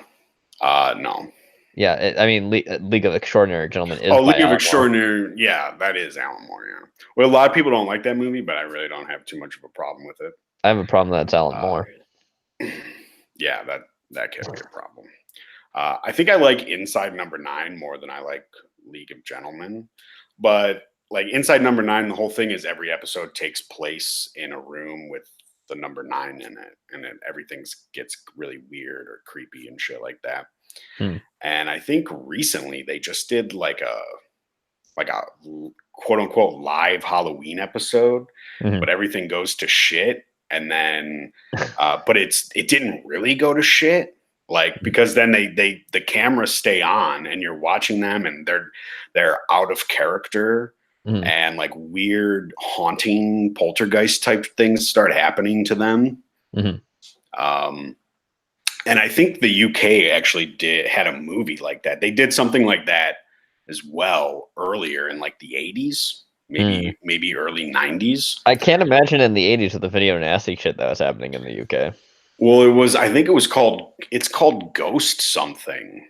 Mm. And it was a show where like they were at it was like a live studio audience. Mhm. And they were there interviewing people and they were showing people like this haunting that was happening at this family. And by the end of the show, Mhm. they have like summoned a fucking ghost and the ghost has like killed all the audience members or something like that, or something really, like they played it off like it was real. But it obviously isn't. It's not Penn and Teller gets killed, but that's a fun movie. It sure is a shame about Penn and Teller and their desert bus game. John says that he liked it, but League was terrible. I'm sad the reboot never got off the ground. Rock says, don't get me started on Cheese Larson. We haven't talked about Amazing Stories yet, Strog, no. Wasn't there a series called The Night Gallery? Yep, Yeah. we talked about that. That's a Rod Serling thing too. Nobody knows what I'm talking about, I guess. I thought maybe some people from the UK would remember it, but Obviously not. yeah, I guess not. Ghosts. I don't know. I can't remember. When you don't remember the full title, that kind of doesn't put a. I just thought helping hand in there. me talking about it would jog somebody's memory. I guess not. Have you seen Amazing Stories since Strog brought it up? I have not. Have you? I've seen a little bit of Amazing Stories. I haven't seen too much of it. Mhm. I don't think that show is as big. Truly amazing, fantastical, funny, and odd, and sometimes scary, sad, and endearing. All right. Sum it up in a couple words. Are portrayed. Many famous actors, actresses, and directors made guest appearances. Created by Steven Spielberg. Oh, of course. 2 seasons. I see. Is that Patrick Swayze? I see Patrick Swayze in one of these trailers. The Ghost Train. Opa is convinced it is his destiny to board a train he inadvertently caused to crash 75 years ago, and tells his 9-year-old grandson the old Highball Express will careen through their house. I imagine it eventually does. I mean, that seems like it's gonna happen when you say it like that. They do got a lot of famous faces in here. I'm definitely seeing people that I recognize. I recognize Oh, every look at single this. face. Dom DeLuise. No? Mr. Magic, old timer, old timer Lou Bundles, once a world famous magician, is now fumbling every card, every trick, and desperately purchases an amazing old deck of cards at a small magic shop in hopes of going out in a spectacular display of legendary or something. Legendary, I don't know. Whatever. Legendary. Words. I don't remember as much about this show as I thought I did. I thought it was a different show. Apparently not. There used to be a show where they would tell you 3 stories and you had to guess which one was real. Oh yeah, that's Fact or Fiction. Oh yeah, that's right. Fact or Fiction. That's the show I Beyond thought Belief, Fact or I thought we were Fiction. talking about. Yeah, that's hosted by Jonathan Frakes. Yeah, Jonathan Franco's had another Star Wars because some Star people have been Trek. stuck in Star Trek. There you Uh, go. I remember that like every I watched a lot of the stories weren't good, but I watched it just because I wanted to see which ones were real or not. Mm-hmm. And a lot of times you could almost tell which ones were real because they were just so out there Mm-hmm. that there's no way they could be made up. You know, one Because that always surprised me that it was real. The old man who basically was like suffering from the stuff. His daughter gets a tractor put on her, and he lifts it up. yes, I remember that And that episode. was a real one. Yeah. I remember the one where the wrestler fights a guy in the ring, but that guy dies in the ring, but his body continues to react to the fighting. Yep. That was a real one too. Yep. We did talk Tales from the Dark Side, Taz. Yeah, Yes. And we talked about monsters too. monsters as well. Tales from the Crypt. Yep. Well, what's one of your favorite episodes of Tales from the Crypt? One of my favorite episodes from Tales of the Crypt is the one. Fuck. It's one that has Miguel Fiera in it, and he basically murders the guy and gets buried. And he comes back as like a zombie to save the girl he loved. And he kills Miguel Fiera, like rips him in half. Because she gives him some like Aztec cursed necklace or something. Okay, so it's like the love brings him back. Yeah. I think I know which episode you're talking about. Yeah. Are they in like South America or something? No, he ends up killing him like in a bog or somewhere. It's in the United States, but I don't remember exactly where it is. He's just the jealous boyfriend because the guy was actually a photographer and he was taking the woman's pictures, and the guy was being an asshole about it and everything else, and she broke up with him, except he kept trying to like threaten the dude and lying about stuff. Right. Zach says the Demi Moore episode because she was bae. Unfortunately, he's too old for her. That's the episode where she goes to the lady to look younger, right? I think so, yeah. She goes to some lady to look younger, and oh no. It's the episode where she ends up, some fortune teller tells her she's gonna get rich. And it's some fat guy, some disgusting fat guy who like wins the lot. She's with him forever because the fortune teller tells her that she needs to be there forever. So like she eventually will be rich. And she's with him for years. She marries him and all this shit. So this is what happens when Esau hits it big, I think. Yeah. And then eventually she kills him or he kills her or something like that. And he had just won the lottery, or he wins the lottery like a little bit after that. How is she rich? It's both. She's also trying to look younger. Okay. I gotta find this other one. I know Kyle MacLachlan is in it, who's Dale Cooper. He plays this serial killer or something, and he's running away from the cops. And the cop basically puts the cuffs on him. He kills the cop, and then he's stuck in the cuffs. And he's like walking across the desert, trying to get the cuffs off. And he eventually gets eaten. His eyes get eaten up by vultures. Oh wow! Yeah, that was a really intense one. I don't think I've seen that episode. Yep. He like uses a really authentic Southern accent for it too. There's also the episode with Joe Pesci where Mhm. he's dating twins. Yeah. There's like two twins there, and he's like using them, but Mhm. then they find out, right? Yeah. And then they kill him. Yep. There's a couple twins episodes because then there's another episode about adjoined twins, Mhm. Do you, and another one of my favorite Tales from the Crypt episodes as well is the guy who basically gets his face changed to look like Humphrey Bogart, where they um, literally use that kind of like CGI thing you see with the Peter Cushing stuff for having like Humphrey Bogart's face put over this guy's face. I don't remember that episode. That's an interesting one. Do you remember the episode where some guy's trying to be an actor Hmm. in a play, and he Yeah. goes in there, but all the actors they seem to be crazy, Yeah. uh, and they're doing a performance of Hamlet. Yeah.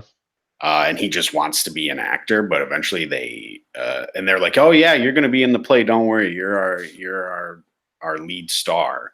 And he thinks he's going to be in the play, and then they kill him, and they Yeah. use his skull for the Hamlet scene. Yeah, for Horatio, for Yorick's skull. Yep. Yeah, because it's actually a like abandoned asylum where the Yeah. crazy people had taken over, and like all you really saw was the play place and all that area that they had built for them, I think. Yeah.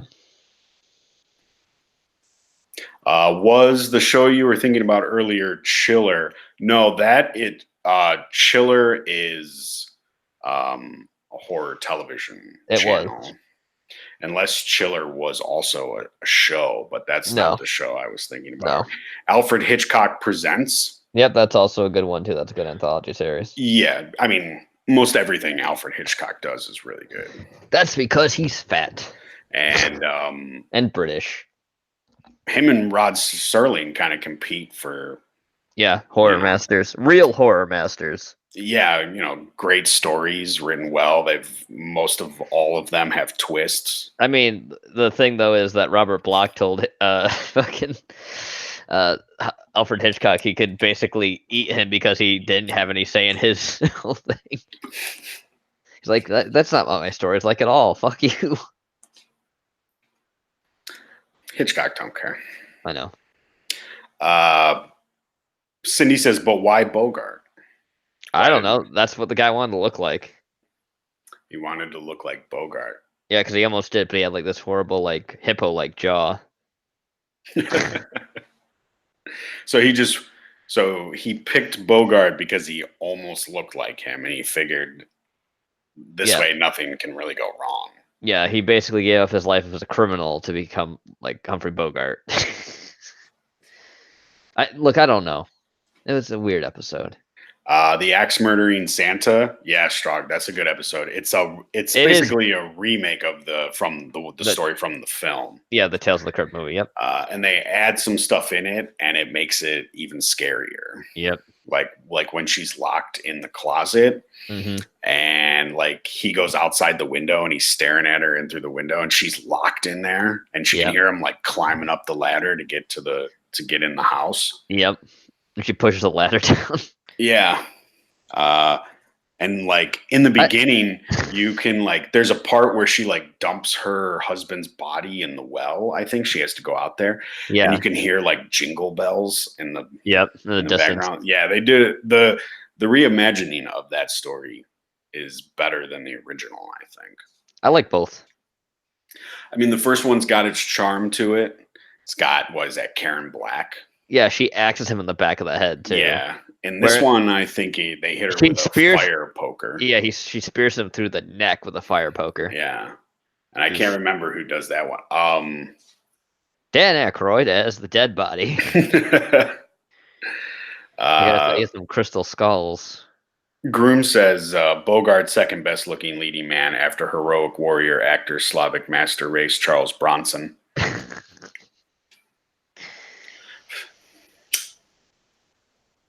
Not gonna lie, but it's Charles Bronson.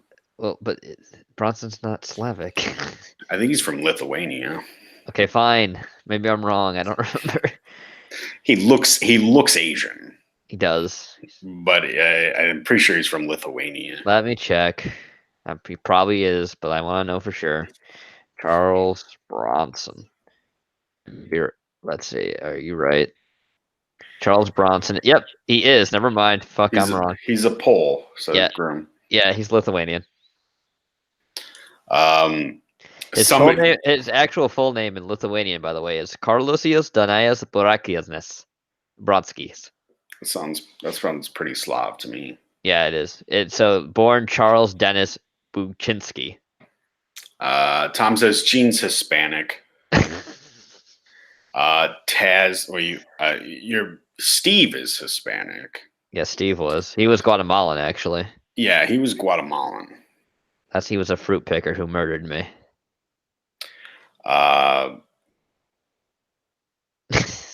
Groom says Lithuania is a fiction. There is only occupied Poland. Technically that is true. Lithuania is It was part of the Polish kingdom. Well, people keep bringing up Freddy's Nightmares. Yeah, we haven't talked about that yet. There's an episode where Jeffrey Combs is in it too. Oh, really? What's he do? What's that episode? I don't remember, but he basically is playing a character just like Herbert was. Because I haven't seen Freddy's Nightmares. Actually, I think I've rented a videotape once when I was young of it, and I don't remember a damn thing about it. But I know Freddy hosts Scary Stories, but these are different kids that are killed by Freddy, right? In different ways. Yeah, something like that, or like their stories from hell. I don't remember. Strog says, "Did you see Masters of Horror? John Carpenter did a shitty story in it." Yeah, it depends on which John Carpenter. In the first season, he does cigarette burns, and I like that episode. But in the second one, he does an abortion as some abortion clinic episode, and it's how dare terrible. you slander me like that? How dare you? Yeah, I know what he's doing right now. Probably taking a shit on some film can. Masters of Horror isn't bad. I mean, it's bad, but it's got its good parts to it. It's got Stuart Gordon in it with an adaptation of the Lovecraft story, not Rats in the Wall, The Dreams in the Witch House. Yes. It also has Joe Dante doing a few good ones, Screwfly, and was it Gadfly or Screwfly? I forget what it's called. I think it's called Screwfly. Yeah, is that the one where what was that one about with women killing men too, or? That's about men killing women. Oh, that's toxic masculinity right there, sir. Yeah, it makes all the men want to kill the women. Rock says, no, Freddy is only involved in a few episodes. The first episode is a prequel to Nightmare on Elm Street. Oh. I'm going to have to rewatch that series. Yep. I haven't seen it, and anytime you look up horror television shows or anything, it's one of like the first things on there that usually pop up. Like I said, I watched a VHS copy of like 2 episodes once when I was a child, and I don't remember a damn thing about it. Masters of Horror also has an episode in it where there's 2 serial killers, and like one's a truck driver and one's a hitchhiker, and they meet up, and they like meet up and they find out about each other, and they're trying to kill some chick. And like they're competing that way, and they just keep crossing each other's paths, and they both know that there's another serial killer in the area, and then eventually they end up going after this girl. They're trying to get one up on each other for it, basically. Yeah, I get you. Yeah. Then there is the Takashi Mike. I just call him Takashi Mike. That's what I call him. Okay. That episode's got Julian Sands in it, I think, and he's got to go to this weird fucking Japanese island to find. He's looking for this girl that she was either kidnapped or he loves her, something like that. But it's this weird like prostitute island, and it's full of like bondage and weird, like, remember the shit we were looking at the other day? We were looking at Sweets, horror shit. It's not necessarily to that level, but it's very like a lot of it is a lot of the torture shit that the Japanese like to do. Yeah. And it was actually it was so bad, not like bad in like it's a bad episode, but bad in like even this show was on cable, I think Showtime, and even Showtime wouldn't show that episode. Wow. So it's kind of like it's like a hidden episode, but it comes with the box set when I bought the first Masters of Horror.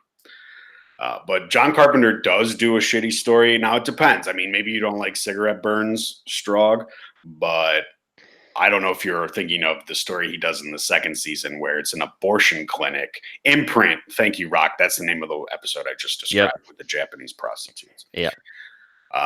But John Carpenter does a thing where these two rednecks attack an abortion clinic because the daughter's trying to have an abortion, but it's because it's the devil's baby. Devil's baby. And the devil shows up to stop you from killing his kid. So I guess the devil isn't pro-abortion at all. I guess not. I don't know. I'm actually not looking up the abortion story. That's what he's talking about. Yeah. Taz says that was like Duel meets The Hitcher. Yeah, that episode I described with the serial killers is kind of similar to Duel meets The Hitcher. There's a few. Hammer's House of Horrors, apparently Anthology TV series. I've never heard of that one. Folklore's been around since 2018. These are new ones. Journey into the Unknown was one we didn't mention either. I don't think I've ever seen that show. It was a 60s show. That's probably why. What about? Oh, maybe I know what show that is. I've just never watched it. Perversion of Science. I was just about to say that one. Perversions of Science. Yep. I think that was on HBO or something. Yeah, it was. There's a few others. I'm just looking at these right now. There's Dark Realm. There's Mysteries and Imaginations. Never heard of either of those. Tales of Mystery. Thriller. Can you know who hosted that? No. Boris Karloff. Oh, okay. Is Dreamscapes and Nightmares on there? Maybe. That's a horror show from Stephen King. There's Night Visions. That's a horror show, apparently. We got The Nightmare Room. We got Dark Room. We got The Haunting Hour. There's Nightmares and Dreamscapes. There's The Hunger. These probably all lasted like a season. This says 1997 to 2000 for The Hunger. Okay, so about 2-3 years. Yep. Out of the Unknown. Ghost Stories, I think. Is that Vincent Price? No, I don't know. Yeah, The Hitchhiker was a horror anthology. The Hitchhiker, yeah, that was a series. The Veil. Apparently, I don't know how closely that series is adapted from the movies, but it certainly had the same type of there's one to it. There's one called Lore that's been around since 2017. Lore, that was a podcast at first. Oh, was it? Yeah, and then I think Amazon Prime turned it into a show. It's really like one of those shows you watch on the Travel Channel or something where they reenact things while they talk. I see one called Fear Itself, which is 2008. Yeah, I think that had something to do with Robert Englund. Maybe. But I think that show was crowdfunded, and one of the guys who like gave money to get like a producer credit, he didn't get any of his perks. There was supposed to be some kind of meetup, and when he went there, it was just an empty parking lot. Black Mirror is technically a horror series. Black Mirror is a good show. It's good for the first 2 seasons, and then it kind of weasels its head up its own ass a little bit. We got The Terror, which was in 2018. That's that Ridley Scott show. Yeah. It's more episodic than it is anthology. But we can talk about episodic. Let's see. Yeah, we can too. There's Channel Zero. Masters of Horror is on this list. Way Out, apparently, in 1961. Fear Itself was basically season 3 of Masters of Horror. Oh, was it? Says Rock. One Step Beyond. Never That heard of that. that was a show in the late 50s, early 60s. That's probably why. Well, I mean, Tales of Tomorrow is also a 50s show. Amazing Stories. yeah, we discussed that. Strog says, "Are you afraid of the dark?" Yeah, well, we didn't get into the kids ones yet, but that's what I was gonna mention. Why don't we talk about, since we've got a lot of topics, uh, let's talk about kids horror anthologies real quick, since we've mentioned them before. I mean, we've talked about "Are You Afraid of the Dark" before, Yes. but it is one of those shows where when you're a kid and you're kind of into horror, it's one of the shows where it's kind of easy for you to watch. You know, your Mhm. parents don't give a shit if you're watching it. Yeah. The two I like the most are the Ghastly Girder and Zebo's Ghost. Yeah, Zebo's Ghost. I remember that one the most. About that shitty kid. Hey, you brave young lad, you coming to the scare park? They've actually got No, cigars actually, it's not smoking in Zebo's Ghost. there too. It's called Laughing in the Dark. That's what it's called. They've actually got cigar smoking in there. Yep, they do. And How like the you can hell did that? actually, yeah, How the hell did that kid get the cigars to give to the clown? What I the don't fuck? know. Did he steal them from his dad? I think he stole them from his dad because he was scared for his fucking life. He's like, I can explain missing cigars. I can't explain dying. Yeah. There's also the one where it's they're in the movie theater, right? And it's like the vampire comes out of the movie theater and into real life or something. I remember that one too. That's another famous episode from Are You Afraid of the Dark that people were really scared for some reason. Yeah. There's the first episode, I think it is, where the kids get lost in the woods Yep. and they have to answer a question, a You know, riddle. yeah, you know what? I remember that whole thing about that because I watched John Tron just talk about that yesterday Oh too. yeah, Yeah. I rewatched that shit. yeah. That's a good video from John Tron on the Are You Afraid of the Dark shit. Yep. And I love what it is. It's a bucket with a fucking hole in it. That's the riddle answer. Groom Sweetie says children horror seems like a uniquely American genre. I mean, technically it's Uh, not. You go back to Tales of the Grimm brothers and all the other shit, the grotesque to scare children. It's always been around. yeah. Um, but I mean, we do have Goosebumps and We do. Erie, Indiana. A lot of the Mhm. Nickelodeon shows could be horror, or Cartoon Network had some. Speaking of Nickelodeon shows, there's a Lost special called Crybaby Lane. Yes, I remember that. Somebody actually found the episode. They have Yep. it, Yep, they put it on YouTube. I've seen it. and it wasn't as scary as everybody. They said it was too scary, but it was just kind of boring, right? Isn't it? I think it's still kind of scary, just the idea that like they pull on some fucking root and then like ghosts and demons come out from it. Yeah. Are You Afraid of the Dark was Canadian. Yes, Yes, it is. yeah, that's true.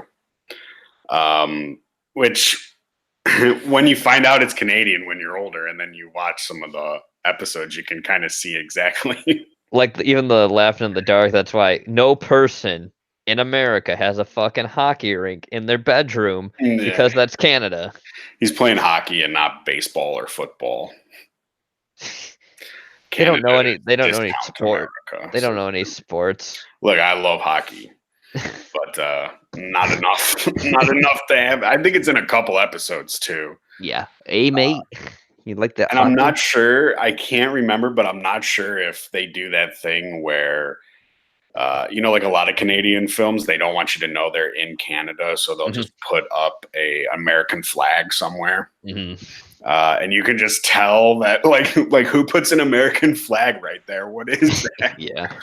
Or you can tell by how they hang the flag or something like that. They don't Yeah, know. it's they don't. Yeah, Yeah, they don't hang it as high. They they don't have don't. it like they Yeah. go like half mast or something. Like, oh, did someone just die? No, it's because it's Canada. They don't know how to raise the flag.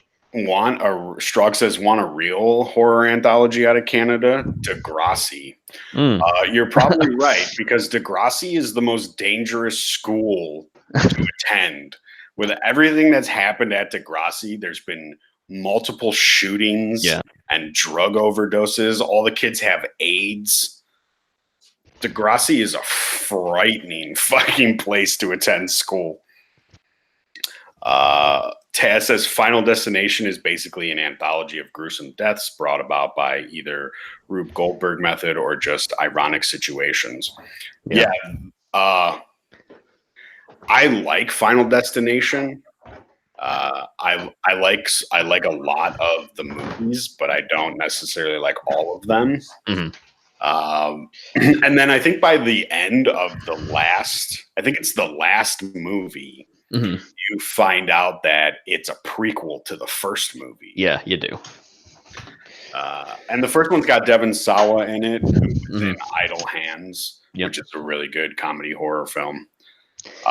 But nothing beats the Canadian horror that is Decoys 2.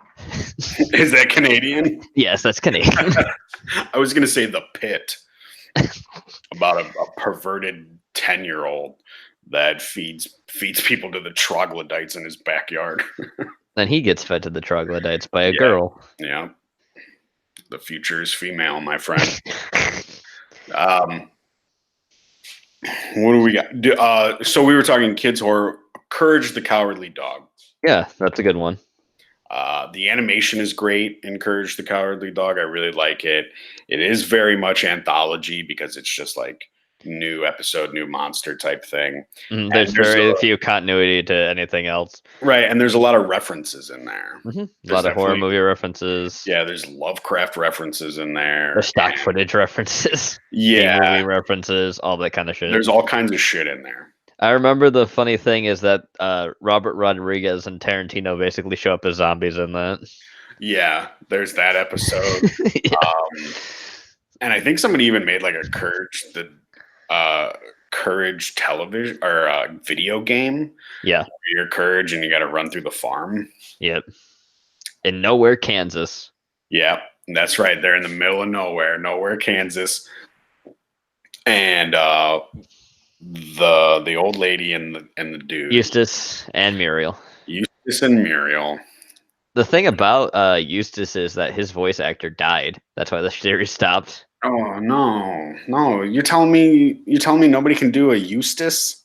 No, there's nobody out there who can replace Eustace to do this to get Courage back.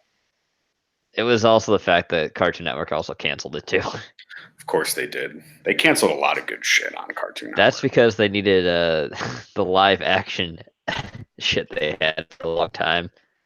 Or it's just it was Andrew WK. Remember that? Yeah. Party. Hey kids, let's put together some weird shit. Party. Yeah, okay. Groom says my kids like Gravity Falls. Gravity Falls is all. Yeah. Gravity Falls is a really good. That whole every series is good. They wrap it up in a nice bow. Everything is. It's very surprising to have something like that come out of Disney. Mm-hmm.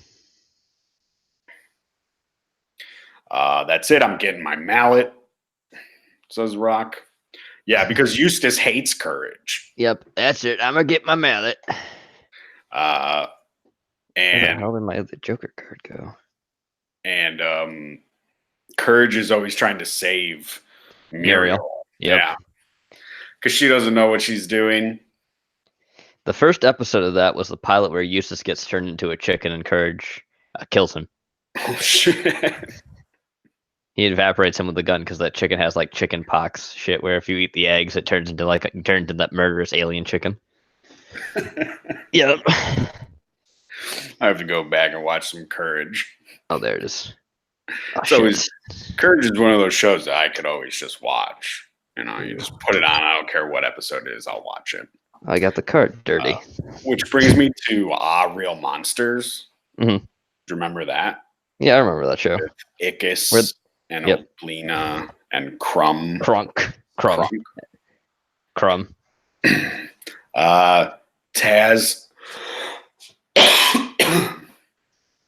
Taz says the original Scooby-Doo stories, that kooky space kook with the glowing red light around the blue skull, then the Phantom Racer, then the diving ghost, and the creeper watching those as a kid.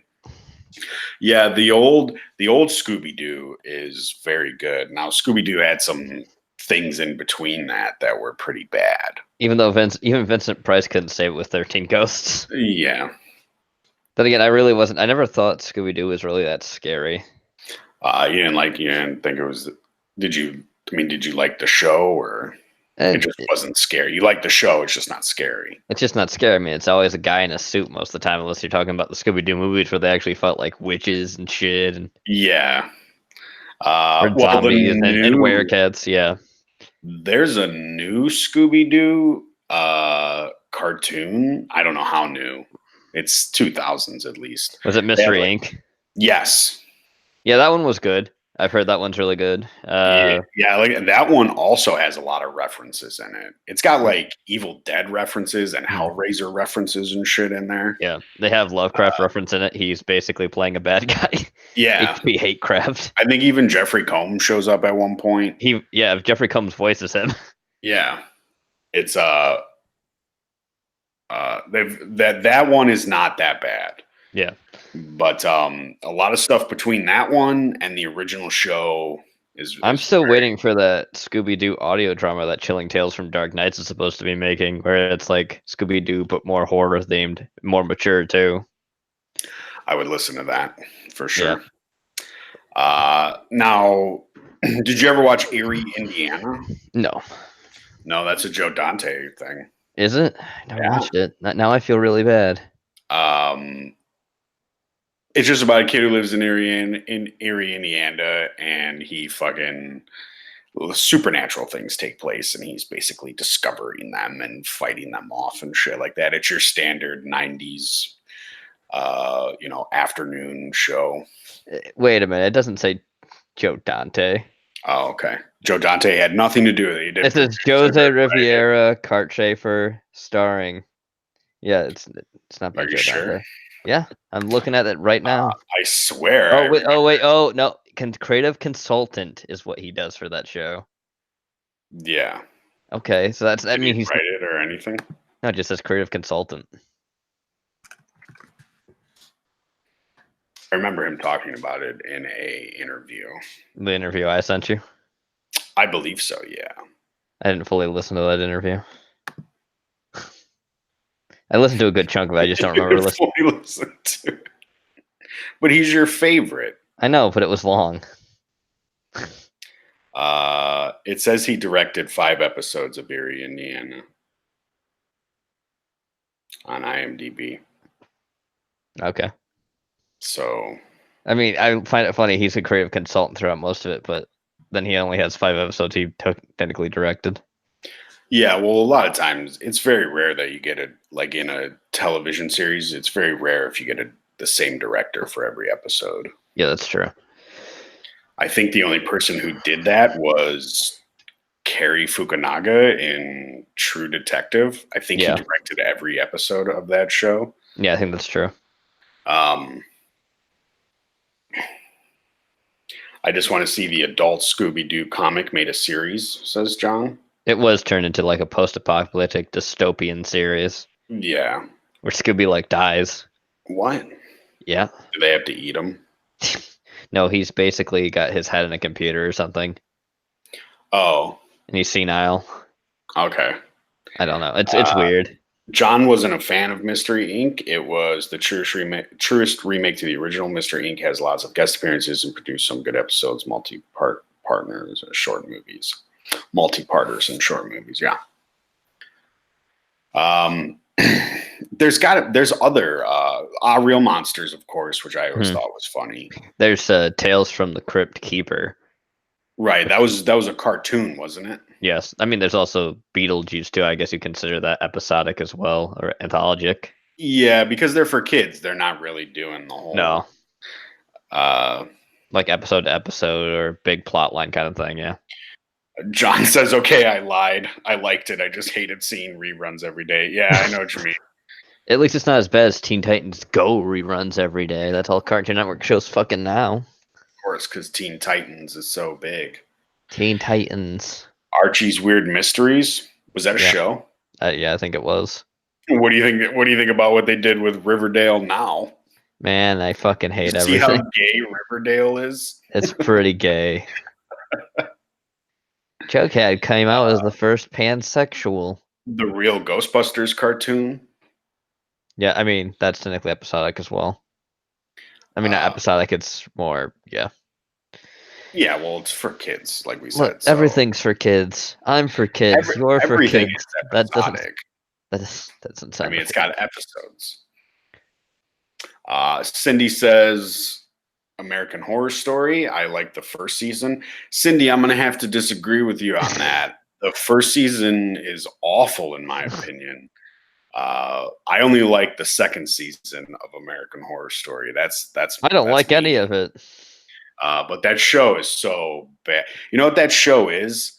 It's a room. It's a warehouse full of uh, J.J. Abrams. disabled interracial gay couples fucking, right? And then they're just taking up every corner of this warehouse, just fucking. And right in the middle, you have a straight white couple doing it missionary. That's what American Horror Story is. Teen Titans Go is shite, says John. Yeah. Riverdale is absolutely gay. Half the characters are gay. Archie's Weird Mysteries was a good Scooby Doo inspired show. Uh, no, I must be thinking of Martin. I must be thinking of Martin Mystery. Oh, that fucking French show. But That's they're made by. talking about Archie's Weird Mysteries. Oh, okay. Apparently, those are different. I was thinking of Martin Mystery. Yeah, that's fucking made by the guy who did the people that did Totally Spies. It's a French fucking cartoon. I'm watching the trailer for it right now. Do you Yeah, want to see it? I know what it looks like. I've seen it. I know Okay. what you're talking about. Yeah, I've never heard of this show. yeah. You've never heard of Martin Mystery? I've heard of Martin Mysteries, not Archie's Weird Mysteries. Well, fine. Show it to me too. You wanna see the? I can't show the trailer because I don't think it works like that. Okay. Let me. I posted in Hangout chat. You posted in Hangout chat.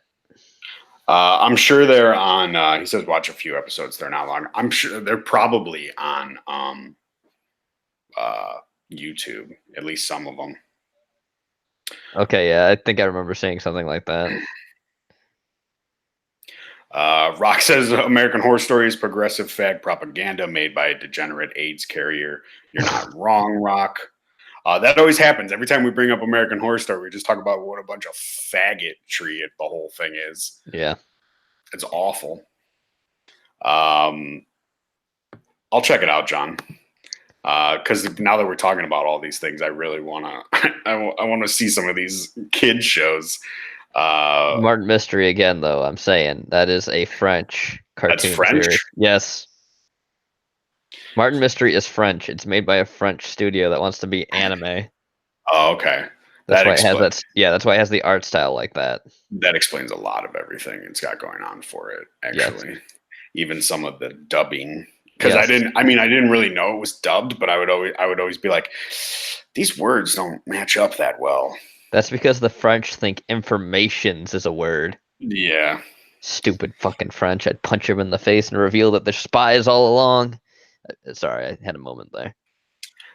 John, he's still shilling Archie's Weird Mysteries. He says, but it has a solid formula. Weird shit happens. People talk about it. Archie gets interested, investigates, fight, action, ending, status quo. Okay. Martin Mystery is mostly French Canadian. They do Yeah. a lot in collaboration with studios in France. It's Canadian down to the voice actors. Oof. Oof. Oof. Okay, so it's French Canadian. It's even worse. Yeah.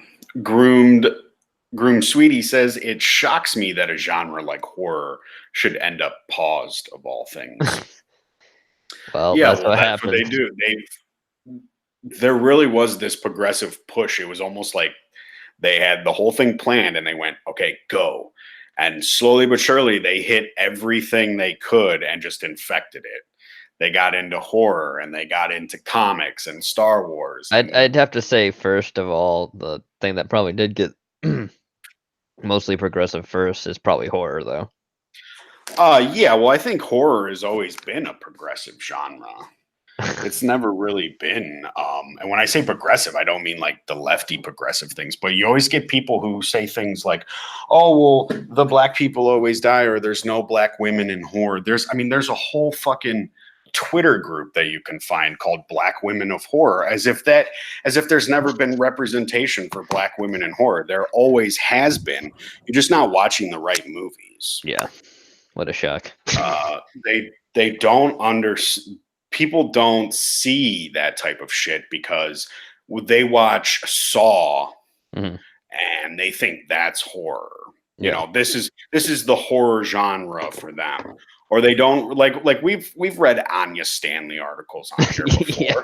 She is not a fan of horror, but she No. would complain that there's no representation for her race, whatever. I think she's Latina. She would complain, but it's because she just hasn't seen enough horror, because she really doesn't give a shit about it. No. It's just to push a thing, Mm-hmm. an agenda. But I mean, as far as being progressive, quote, not progressive as in what we mean today, but progressive as in pushing the boundaries and pushing the limits and what's acceptable and what's not acceptable. Yeah. Horror is always one of the first feet in the door, if not the first, to do those things. Mm-hmm. And horror always, I mean, it changes constantly. I mean, you go from classic Universal movies to then you're getting movies about nuclear monsters and radiation and shit like that. Yeah. Into the 70s where you start to get like Wes Craven's and the Texas Chainsaw Massacres, and you start to get those, and then into the 80s. Excuse you, sir. Obviously, Texas Chainsaw Massacre is the most conservative horror film ever made. It is the most conservative. Those kids were trespassing.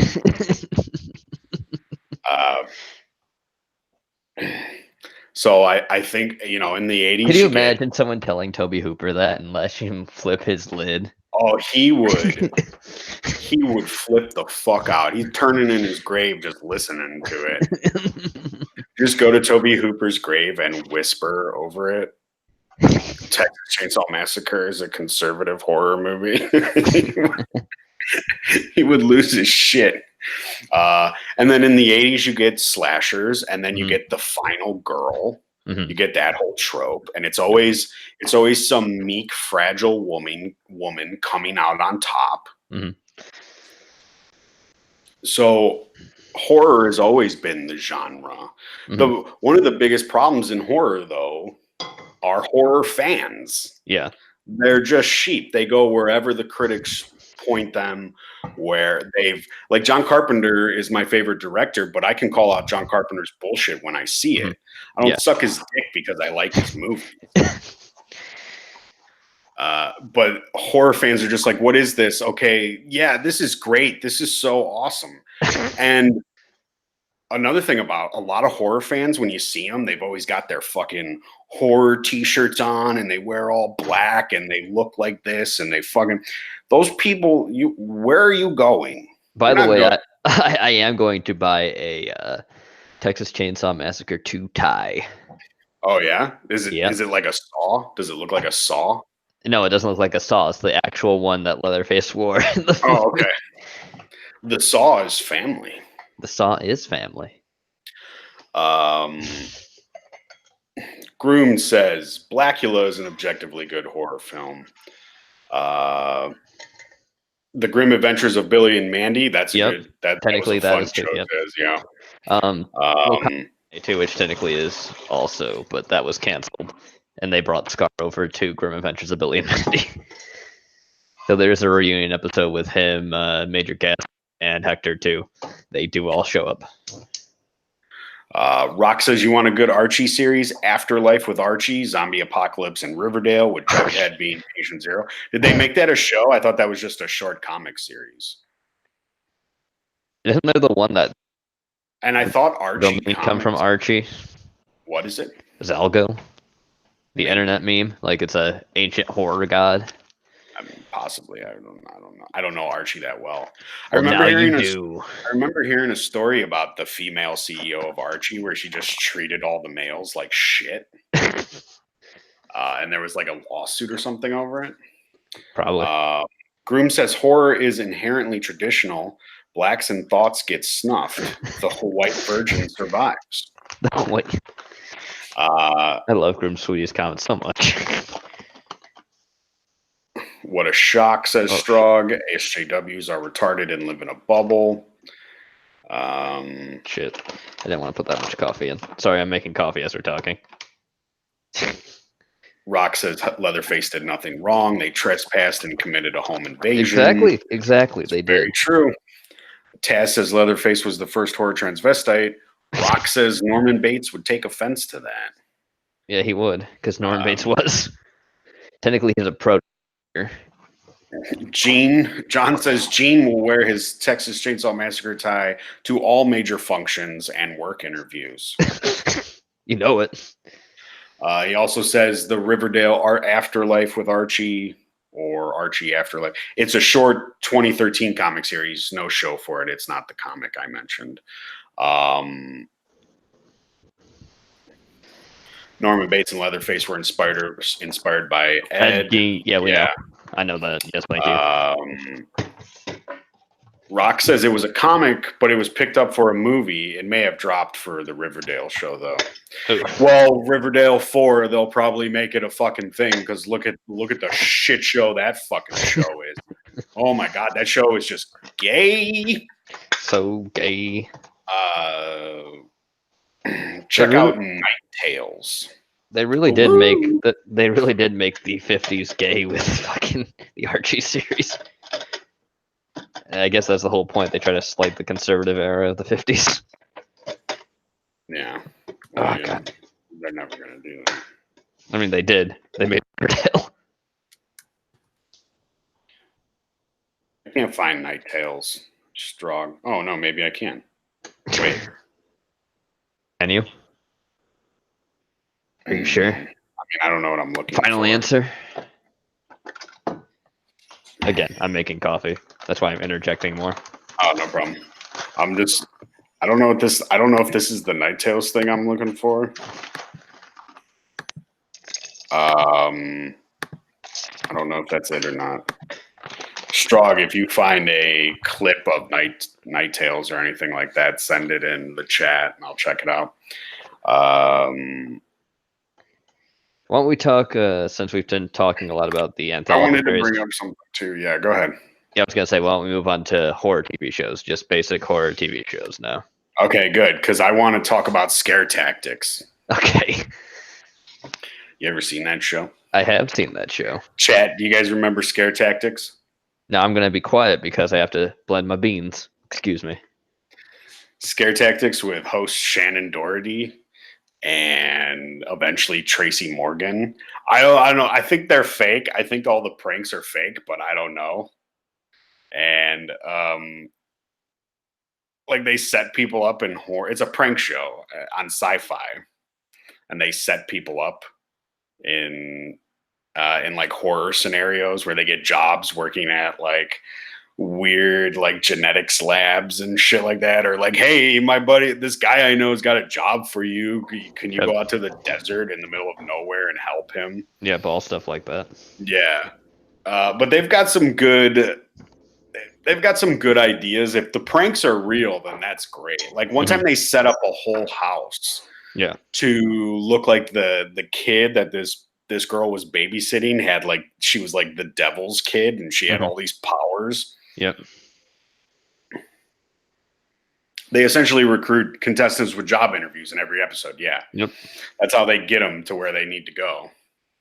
Rock says Scare Tactics had to be fake. Not enough people getting punched out for jumping out at people. That's true. That's true. But when it first started, there were 2 episodes. I think there was the alien episode where the lady actually sued them over it. And that's what got them a lot of hype for the show, because people were like, holy shit, what are they doing to people on this show? Where it's so bad that you're getting sued. I can't remember what she sued for. I'm not sure either. But if she sued for like a traumatic experience or something, that looks even better. William Castle would eat that shit up. And then there was another one where a guy was driving a cab and he was like turning into a crazy cab driver, and one of the guys in the back punched a guy. I could see a couple of the first season being. I could see there being more fake than real. Yeah, I get that.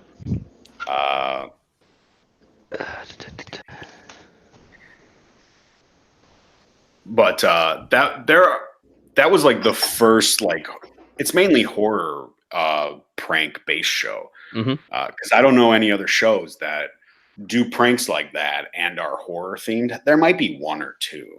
I only remember Scare Tactics. Yeah, and now all you get are people doing their edited fake videos on YouTube, basically. Yeah.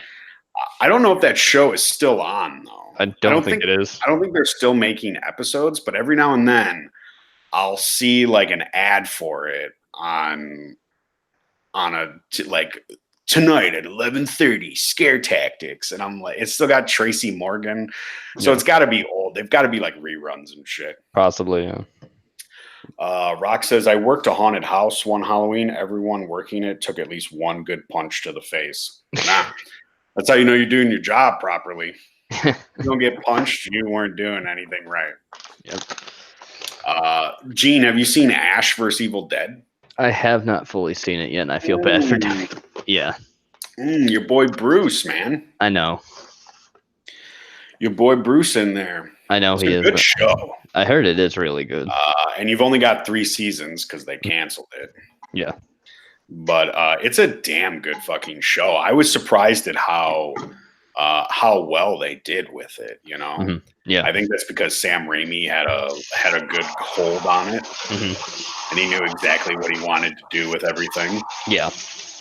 And eventually, you know, I think by the time you get to like the 3rd season, things are kind of getting like you're down to your fan base, and you know, it's not as many people as you thought it was going to be. Yeah. Well, I think the thing that helps a lot though with Sam Raimi regarding anything Evil Dead related is just how good of friends he and Bruce actually are in real life. Yeah.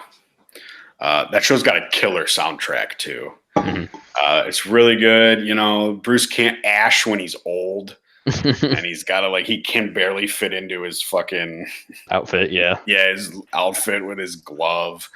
I think the worst thing they did with it though was bring in Lucy Lawless. I didn't really like her character. I was okay with his 2 sidekicks, right? Because they were kind of bringing in like a Santeria aspect to everything. Yeah. But Lucy Lawless just kind of seemed pointless to me to be in there. Ash vs. Evil Dead got fucked by being on Stars. Yeah. I imagine if it would have been on a Netflix or even an HBO, it would even Hulu. Yeah, it would have done much better. Yeah.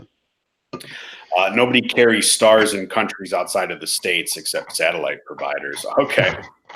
Yeah, that's true. Well, I guess Stars was the only person who won. I'm sure Sam Raimi shopped it around. Probably. And there was probably another show that was going on around the time that was also a horror show, and Stars was trying to compete. Dusk from Dawn. Dusk Till Dawn. Okay. The horror show. Yeah. The series. Yeah, that's right. It was on Stars. I thought it was on Showtime.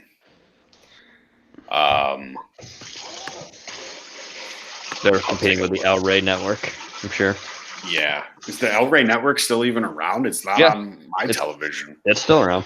You got to pay for it now, though. Yeah, nobody's paying for it.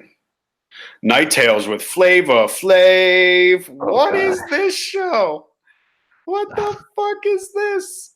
Cancer. It's either cancer or it's fucking gold.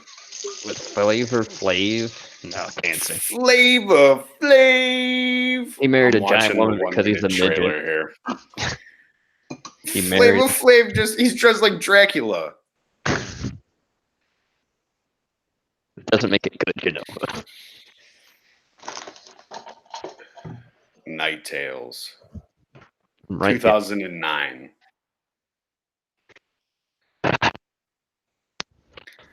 Is this a prank show or an anthology show? No, because those people are actors. Here you go, Gene.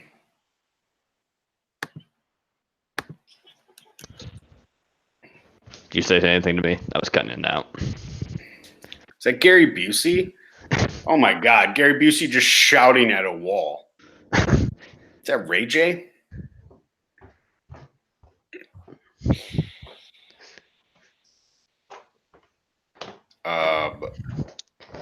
I know nobody can hear it or see it. I wish I could play it for people, but I don't have that ability right now. Some white people.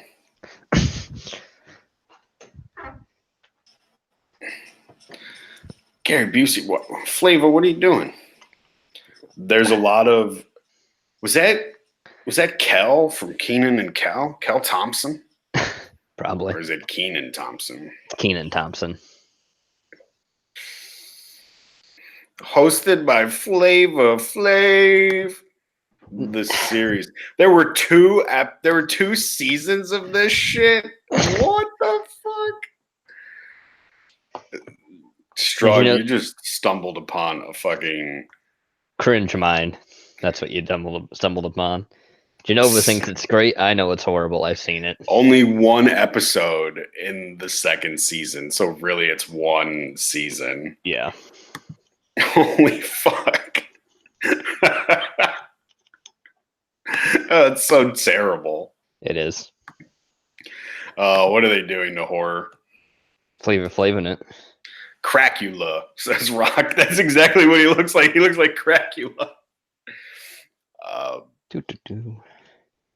Starz owns the rights to the Evil Dead films, except for Army. Do they now? Yeah, that's a good question. Why? Did they buy them from Sam Raimi or something? Or they didn't produce them? I know Universal did, I thought. You'd think Sam Raimi would still be raking in that sweet, sweet Spider-Man money. I guess not. Lionsgate owns Starz. Oh, yeah, that's right. I get it. I see what's going on now. You got your glasses on? Yep. Took them off for a minute to clean them. Taz says for scare tactics, the scares were real, but Shannon Doherty wasn't. No, poor Shannon Doherty. She's got cancer.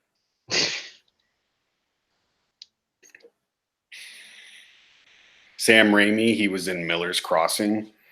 Says Groom Sweetie. We brought up Miller's Crossing last Friday on Cut and Print. We did. I don't remember Sam Raimi being in it, but maybe he was. It's been a while since I've seen Miller's Crossing, so I probably wasn't looking. You didn't have your glasses on for that one? Yeah. Have you ever seen a canceled show called The River? No. It was kind of Resident Evil-ish. It was about these people in Amazon, and there are some mercenaries and some research scientists.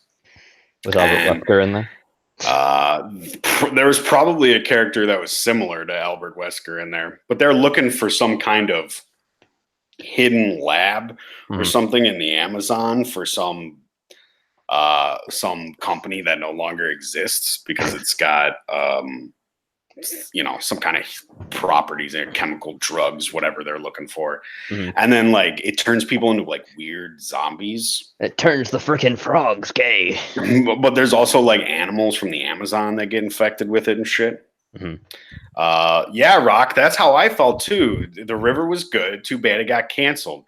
Yeah, and mid-season canceled as well. I don't even think you get a wrap-up episode or anything.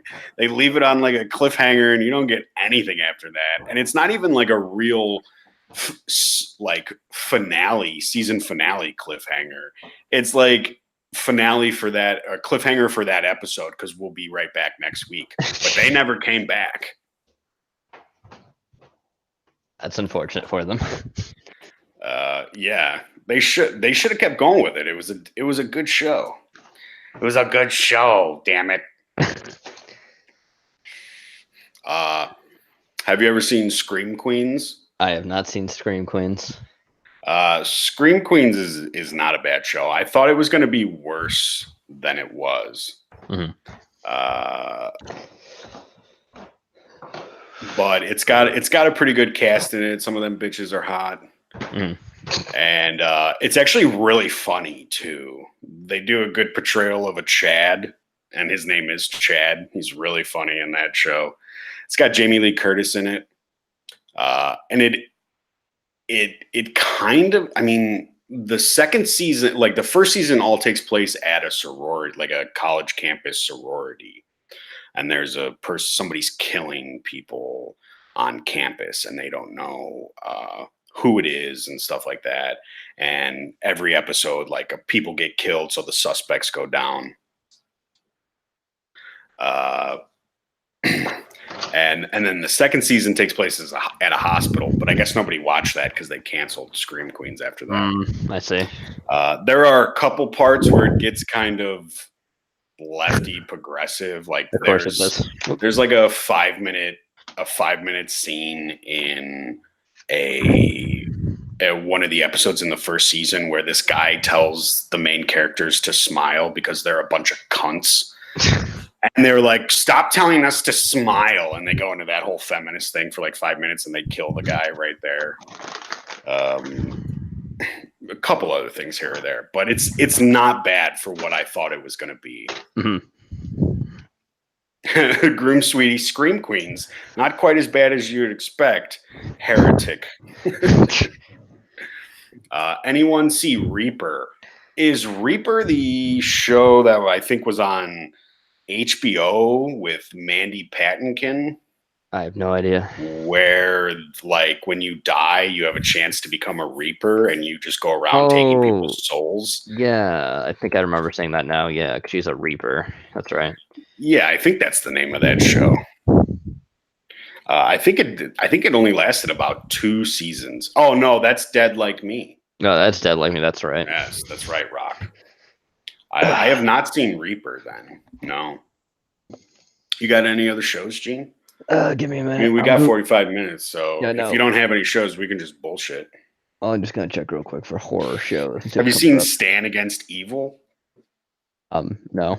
It's got John C. McGinley. I think that's his name. But I guess we didn't mention the best horror anthology show, Stranger Things. Stranger Things. The first season is very good. The second season, not so much. They're all based. It's all based on Stephen King. Yeah, a little bit. Yeah, it's definitely got a lot of homages to Stephen King in it. Mainly not just the fact that they're kids, but also a lot of the like title sequences and shit. They use Stephen King for shit. Here's one. iZombie. iZombie is about a zombie detective. Okay. I think I brought that up on our. Maybe you did. Zombie show. We have the Supernatural. Cindy brought up Supernatural, which isn't a bad show necessarily for a CW show. It's actually kind of watchable. I see Outcast. Outcast is about like demon possession. It's made by the guy that made The Walking Dead. Oh God, never mind. The comic book guy. Okay. Not Frank Darabont or AMC or anything, but it's Outcast. Outcast is what if demon possession was like a virus, and people could catch it and get infected with it, and that's how they do it. It's not. I mean, the first couple episodes aren't bad, but I kind of gave up on it. Here's one. Santa Clara Diet. Santa Clara Diet that's about a cannibal or zombie housewife or something, and her husband has to feed her neighbors, I guess, and shit like that. But it's more like a comedy drama than it really is about her eating people. I mean, Buffy the Vampire Slayer is actually the original one. Is very the original Buffy the Vampire Slayer movie. No, I mean the TV show. Oh, Joss Whedon. Well, the woman who plays that's very red-pilled now. So Sarah Michelle Gellar. Yep. Yeah, she's always been a conservative. Justified, my dude. That's right, Tom. The guy who is in Santa Clara Diet is in Justified, and Justified is a good show. Kirkman. Thank you, Taz. I see Hemlock Grove. Hemlock Grove is an Eli Roth show. Oh, God. It was the way he described it or pitched it to people on Twitter. Bless you. Thank you. The way he described it on Twitter, it was an R-rated Harry Potter, but it's like there really aren't wizards in it. It's got like a vampire in it and some werewolves and some other weird shit goes on in it, and it takes place like around a school. If I remember correctly, isn't Bill Skarsgård in Hemlock Grove? He could be. He very possibly could be. I only watched the first 3 episodes of that show. It's got Famke Janssen in it, though. I see. Crazy Love Head. Famke. Crazy Head's a good show. It was on Netflix. It's from the UK. It's about a black girl and a white girl, and they fight demons. But it's very Evil Dead. It's very Ash vs. Evil Dead. The gore is really on point. It's pretty funny at times. I see. True Blood. Yeah, that's what I was going to mention. I watched like the first season of True Blood, and it was all right. I see Dead Set. Dead Set is a Charlie Brooker show where it's like Big Brother. And then while Big Brother's going on, there's a zombie apocalypse on the outside. So all these people are trapped in this house and they really don't know that it's happening. Todd and the Book of Pure Evil. That sounds so fucking familiar, Rock. The one thing I liked about True Blood was the whole like the setting that they had built for it, where it's like vampires are known, people know they're real, and like I think True Blood, Cindy, you'll probably remember. True Blood is the name of like a blood beer that vampires can buy and drink. But then people also sell blood, like drug dealers also sell blood to vampires. Hawk says Dead Set was okay, I guess. Yeah, I mean, I wasn't a fan necessarily. I see Grimm being mentioned. Grimm was a show on ABC, I think, maybe NBC. Was it supposed to be about the Grimm brothers? It's about like a lot of the episodes are based on different Grimm fairy tales, and you follow like I think it's a werewolf who's like hunting down different things kind of happen. But it's like an ABC show, so. But I've heard Grimm is good. I watched like a little bit of the first season. Didn't really keep my interest, but I see a hat. What is it? It says a hat. A hat. Like 2 A's. It says it was from 1995 to 2015.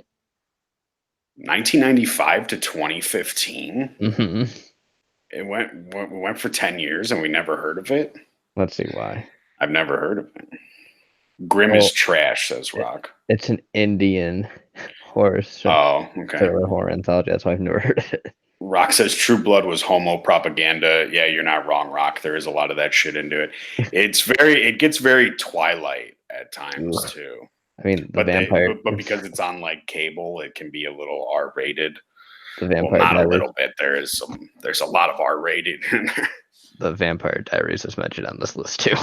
Yeah, I think that's some CW trash. I also see The Strain. The Strain is a Guillermo del Toro show that was on FX, I think, and it's about basically vampirism. Vampires take over, and the vampire designs are more in line with Nosferatu, but also are kind of similar to the Reapers from Blade 2, because I think Guillermo del Toro did Blade 2. Or at least did the design for Blade 2. I like the Reapers from Blade 2. I see Slasher and Bates Motel on this list too. Yeah, Bates Motel is like a prequel to Psycho. It's basically about young Norman with his mom and how fucked up his mom is. It's also got the lady who plays Lorraine Warren from the Conjuring movies. Slasher is okay. It does have a different story every, each season. There's only 2 seasons, but each of them have different stories. Now, the second season is super fucking progressive and liberal. Of course. And basically these hippies live out in a fucking commune, and everything's about like no gender pronouns and all this shit. And then a couple people show up at the fucking cabin, and that has to do with like somebody they killed in their past when they were all counselors. I know what you did last summer. Yeah, it's weird. But the first season is about a slasher in like a suburbs, and people are trying to find out who the slasher is. It's kind of got the same story that's the first season of Scream has, because the first season of Scream, the television show on MTV, is just like that. They try to take Scream, but it's very similar to the slasher season. Also, Chet, say hello to Moppy. She's sitting right next to me like she always does. Hi, Moppy. Chilling out. Yeah, she's just she attacked you again. Not yet, no. I'm just petting her. Strog says would like to see a horror anthology about SJWs. Yeah, Strog, I'd be down with that. Like an American Horror Story, but like the reverse of everything they've done. Where it's like the new season was American Horror Story Apocalypse, and that was caused by like nukes getting launched, and nobody knows who really did it. But you could do that whole story, but with everybody dying from AIDS because the gays are everywhere. Grooms. I've always thought Karnacki, the Ghost Hunter, and W.S. Burroughs' Clem Snide would make for good characters in an episodic horror comedy. You know anything about that, Gene? Nope. I have no idea. Groomed is just, he's a little more sophisticated than us. Yeah. Rock says, did they ever make that Scream TV season that was woke and all black instead of continuing the story? I don't think they did, Rock. I remember there being 3 episodes I stopped watching after season 2. I'm sorry, 3 seasons, and I stopped watching after season 2. But I don't think they did. I know what you're talking about because I remember they were like, well, it's all black people in this horror movie, and it's like, well, how do you decide which one of them dies first? Right? Since all black people, they always die first in horror movies, which is not true. If you've seen enough slashers, you know that they're not always the first one to go. No. But I don't think that was what season 3 was about, and I'm pretty sure it's canceled now. What about the Junji Ito anime series? I've heard about that. Is that called the Junji Ito collection? Rock? I think so. Yeah, I've been wanting to watch it, but I can't find a copy of it anywhere. Illegally. Yeah, I can't find an illegal copy of it anywhere.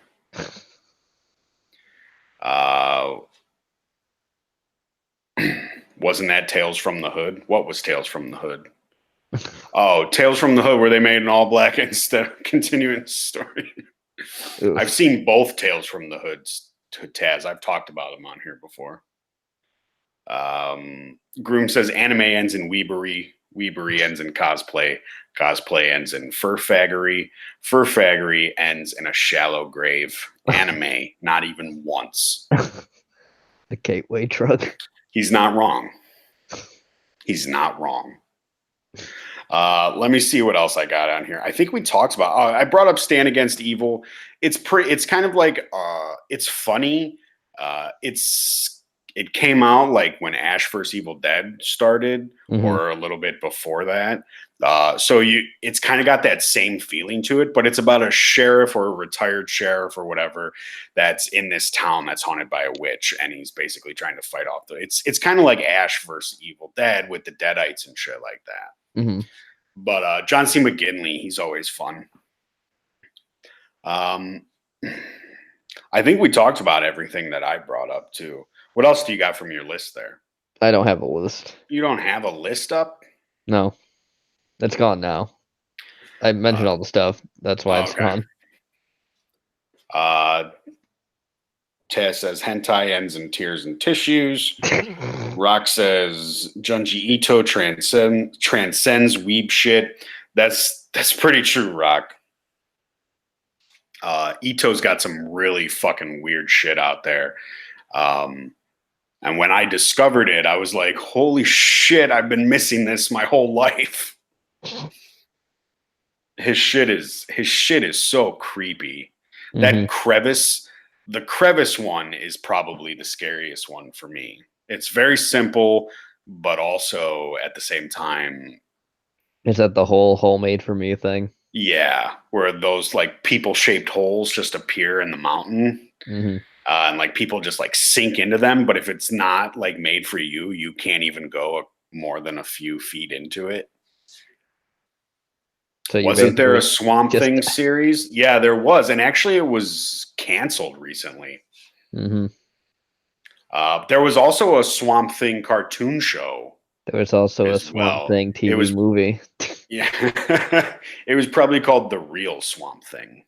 Probably. Or whatever, what they named cartoons and shit.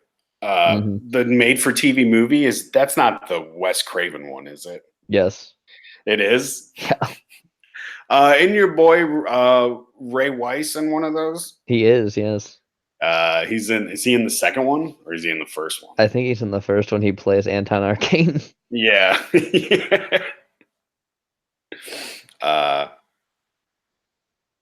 Geo is one of the creepiest apocalypse stories ever. That's true, yeah.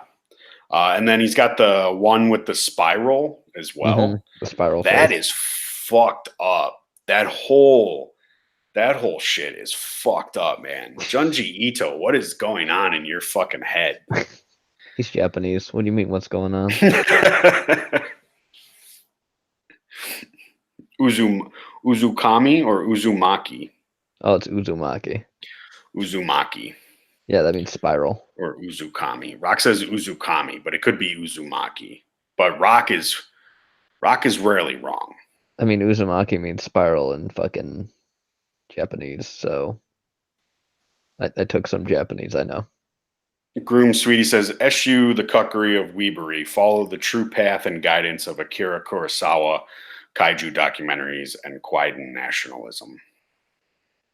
Uzumaki, I fucked it up. Rock fucked it up. Oh, I was right. That's rare. Take note. Screen cap that shit. Screen cap it. Strog says Gene Skinner should see Reaper. It has Ray Weiss. And Strog, you just reminded me, I remember Reaper now. Isn't Reaper where the devil forces some guy to get souls for him? It's like a television horror comedy a little bit. Yeah. And did he work at a fucking like Home Depot type store? That sounds about right. I've seen a couple episodes, but I don't think it was on for that long. Or maybe I just stopped watching it. Yeah, and Ray is in that. I remember. I just don't remember watching it all the way for whatever reason. I can't remember if he plays. I'm pretty sure he plays the devil in that movie. I think he does. Or show, I mean. Yeah, he does play the devil in that show. At least if memory serves correctly. Werewolf was like an 80s show, I think. Late 80s, maybe. Early 90s, maybe. Dude, like the intro has this soaring guitar riff in it. Every like through the whole series, like anytime something happens, weenie, it's fucking massive soaring guitar at all times. He was the devil in that. Yup, that's right. But Werewolf is kind of like a guy that's like, he's a drifter, hitchhiker, and he's looking for the werewolf that bit him so he can kill him and turn himself back to normal. Yeah. But along the way, he helps people.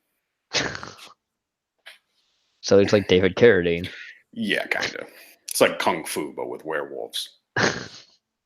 And he, like, sometimes they're werewolves and sometimes they're just normal people. Sometimes they're werewolf people. Sometimes they're werewolf people. Sometimes they're werepires. Werepires.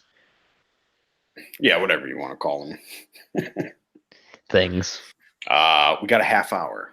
We do have a half hour. We cover TV shows. Are we gonna? We're just gonna shoot the shit. We're just gonna shoot the shit now. And talk to chat. Hello, chat. Chat, we're done with TV shows. Talk to us. I'm not looking at you, by the way, but he is, so. Chat, yeah. He's ignoring you, Chad. He don't give a shit what you got to say. It doesn't load for me correctly whenever I look at it. I don't know why. Does he choke himself in the closet at the end? Oof. Look, if you're going to go out with autoerotic asphyxiation, people are going to talk about it. You know what I mean? That's exactly what you're going to be remembered for. Gene hates us, says Hawk. Of course.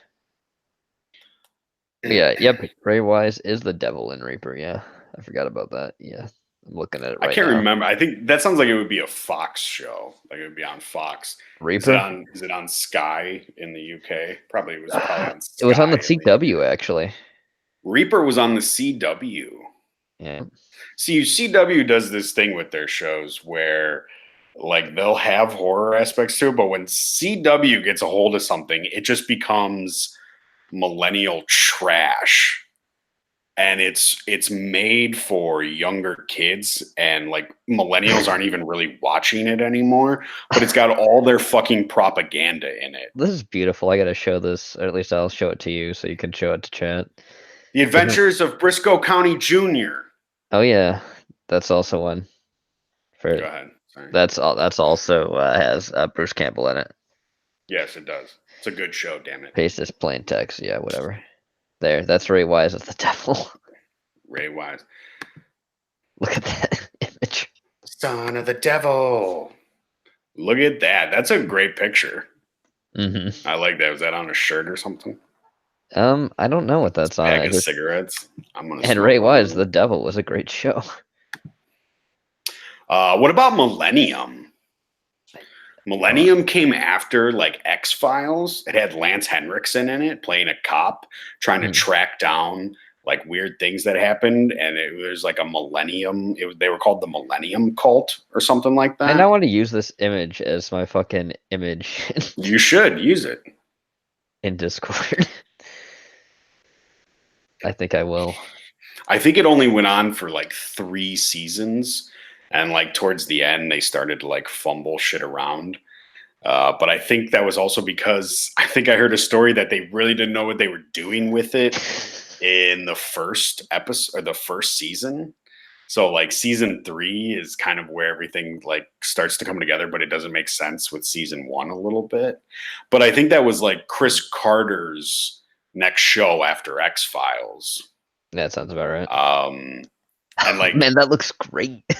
Tried to play it off as like I don't think it was ever an X-Files spin-off, but it almost felt like an X-Files spin-off. And that fits my theme too, since I'm supposed to be red with the color theme, since Cog's green, Zach's blue, Esau's yellow, now I'm red. Now you're Ray Weiss Devil.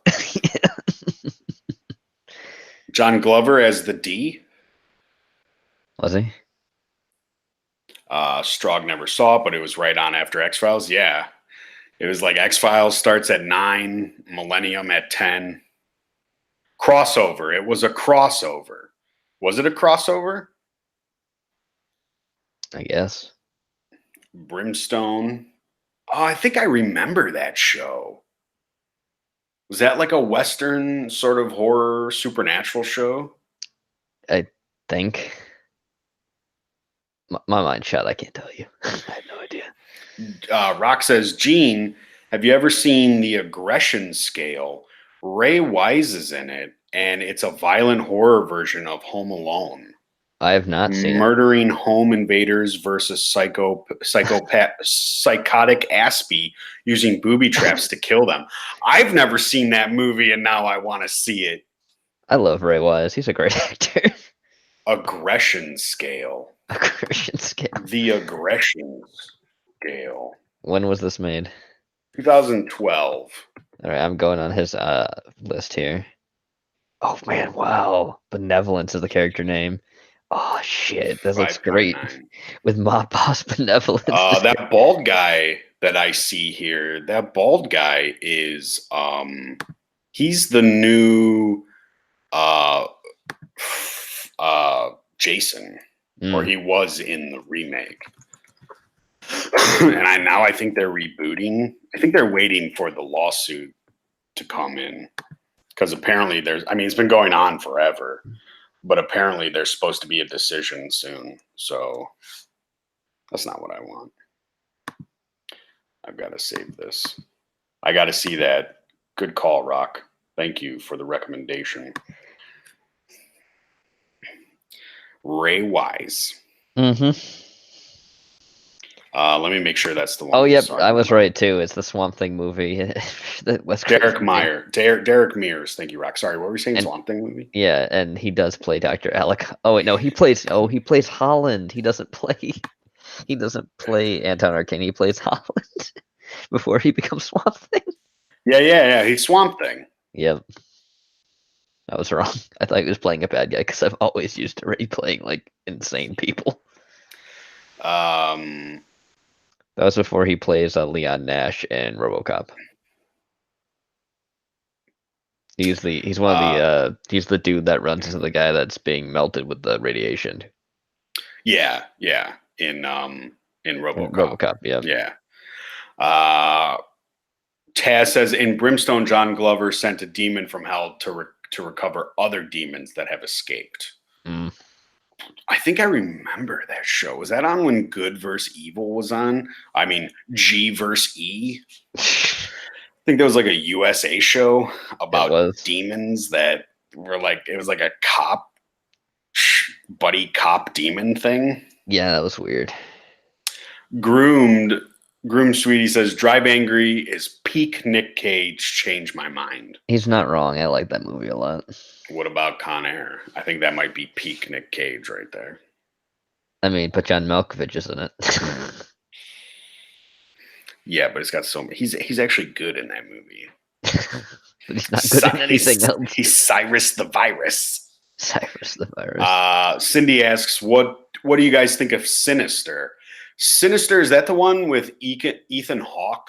I think so. And he moves into a house, and like the family, like he's a writer, and he moves into a house, and is that the one with Bagul? Maybe. I think that's another Blumhouse creation. I think the idea of Sinister is good, but I think Bagul is bad. It doesn't look proper. It's almost like he's not even wearing a mask, or they didn't even bother to do any makeup. It looks so CGI on his face a lot of the time. Oh, I forgot that Ray was in Jeepers Creepers too. Oh yeah, Ray Weiss is in there. Yeah. And I think doesn't like his head like get like the blue spot or the red light or something like that, and he screams. Sinister was great. The ending could have been better, says Strog. Piss Flamethrower, says Rock. Ghost Rider 2 and Vampires Bite. Yeah, so Sinister, I think Sinister came out after Insidious. So they were kind of trying to, it was almost like they were trying to make like a Blumhouse universe for all their new shit. And then The Conjuring started, like, kind of took that whole thing over. And can you really blame anyone for wanting to kill Ethan Hawke? No. Oh, Suburban Gothic. He was also in that, which is a horror comedy film as well. Who was in that? Ray Wise. I think I've seen Suburban Gothic. He's also in Digging Up the Marrow. I've seen this. This got Matthew Gray Gruber in it and John Waters. He's in The Lazarus Effect, Night of the Living Deb. Night of the Living Deb? It's a romantic zombie comedy. What the fuck? Oh, he was in God's Not Dead too. Yes. I've seen that movie. I think I've seen all the God's Not Dead movies. And he was also the voice He's of Commissioner dead, trust Gordon. me. After you see those movies, you'll be convinced God is dead. He was also in Batman the Killing Joke as the voice of Commissioner Gordon. Oh, okay. That's who that is. It's a good animated movie. Alan Moore, though. Chilling Adventures of Sabrina is an American. That's a new show on Netflix. Mm-hmm. It says he plays the anti-pope. He's in that show. Mm-hmm.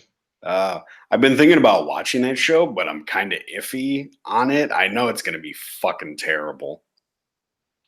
Oh god, he was in Gilmore Girls. Apparently, they consulted real Satanists for that show. Oh, so they got Anton LaVey's corpse again? Yeah, and then they had to show it to priests to see what the priests thought about it, because because that's why those shows are made. They're made to get under like conservative skin, like evangelical conservative, like real like hardcore right-leaning Catholic religious people to get upset about those shows.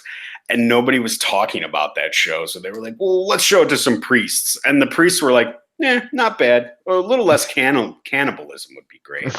Which doesn't make any sense coming from Catholics, because they literally eat the body and drink the blood. Sir, that's slander.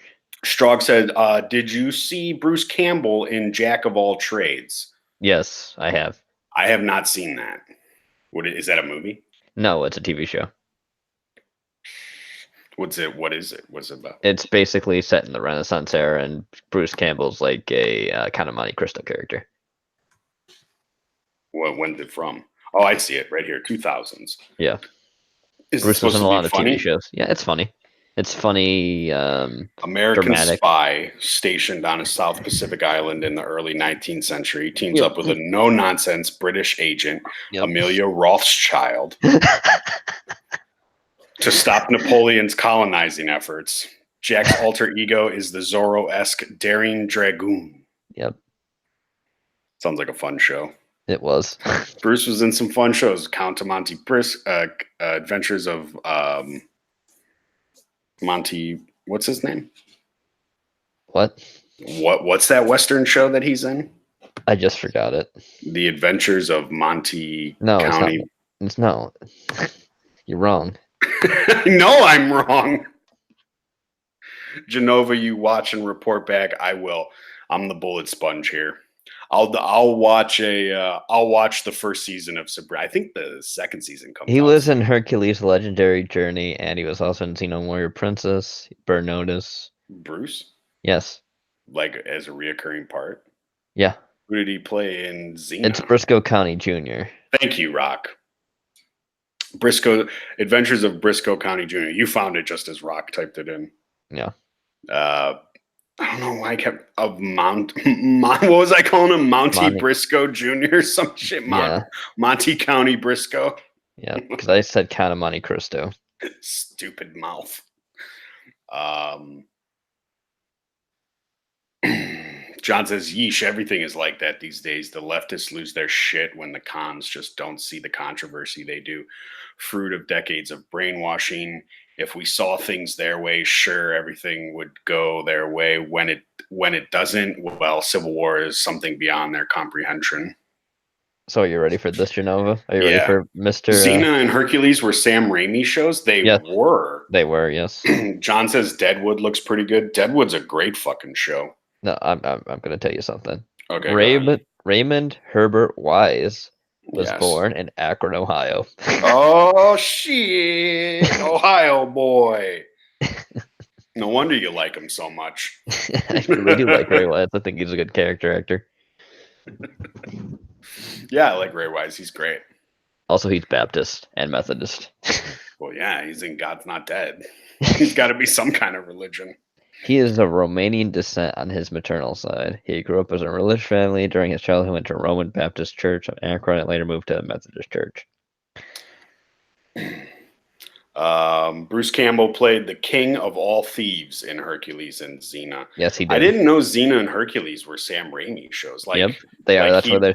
He produced them, or he wrote them, or did he direct them, or he brought those shows to fruition. Yes, pretty much. Wow. That's why Lucy Lawless is in Ash vs. Evil Dead. Yeah. She's married to Robert Taper, Sam Raimi's writing partner. Mm-hmm. She is. I thought she was a lesbian. Nope. Why did I think she was a lesbian? Because of 10 years of Xena Warrior Princess? I guess.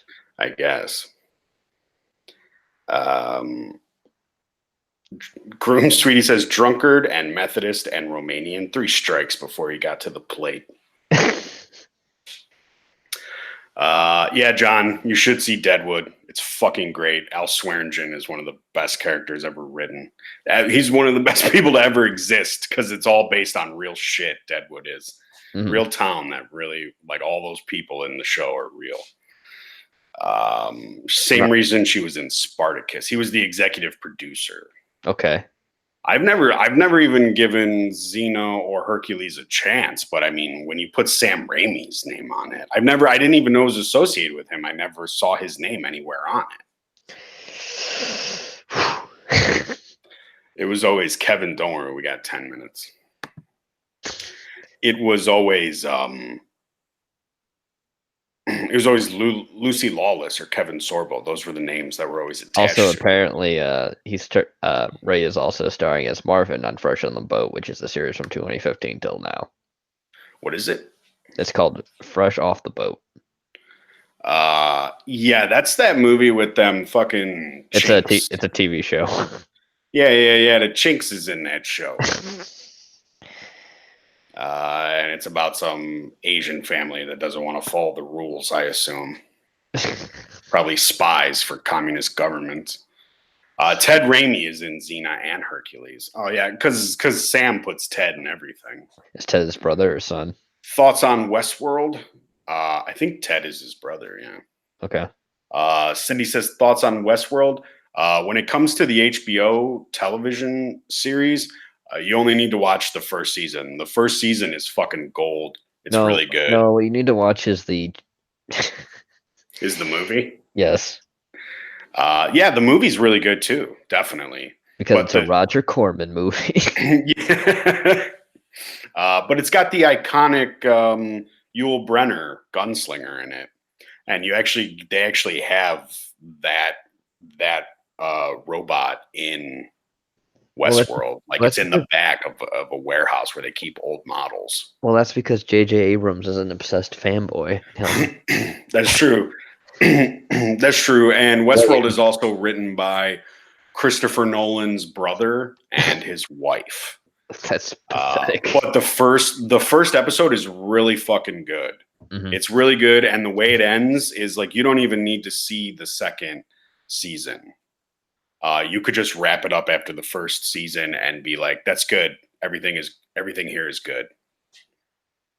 I like the movie, says Strog. Yeah, the movie's really good. It's better than Future World, which was, I think that was Michael Crichton directed that movie.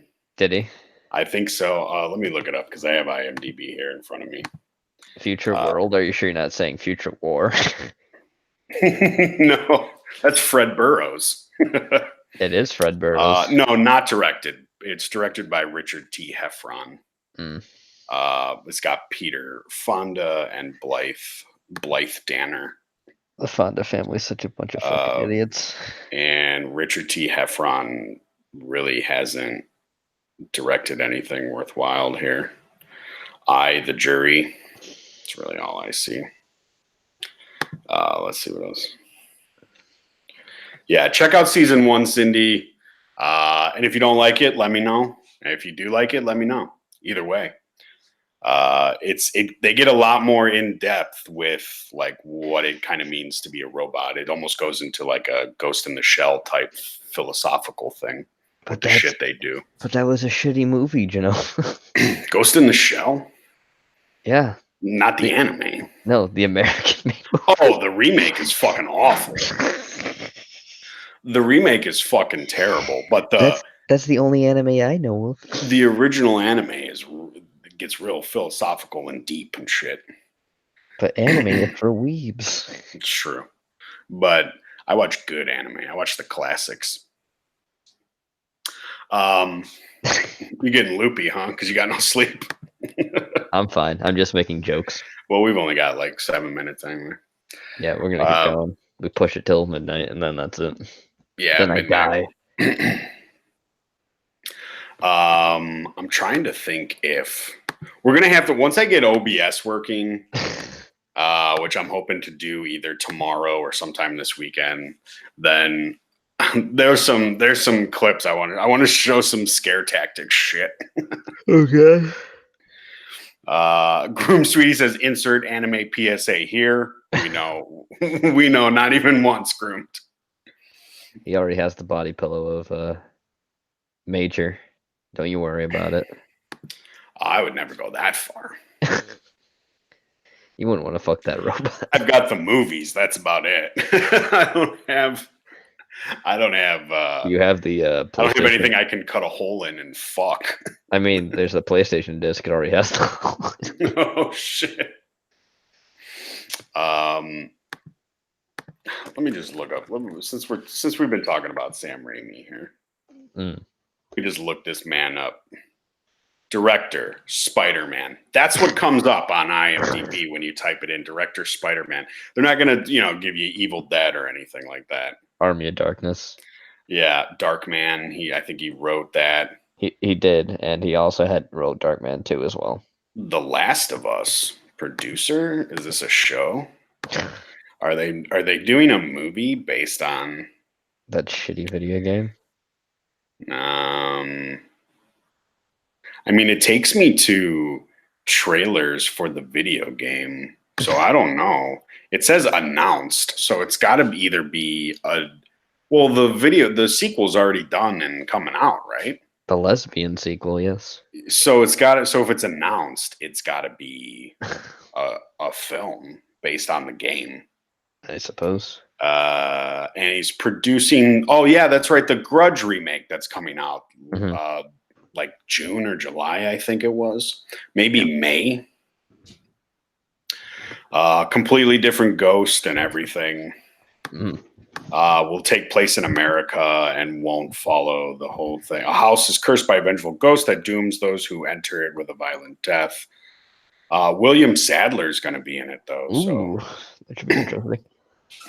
And John Cho. John Cho is Harold from Harold and Kumar, I think.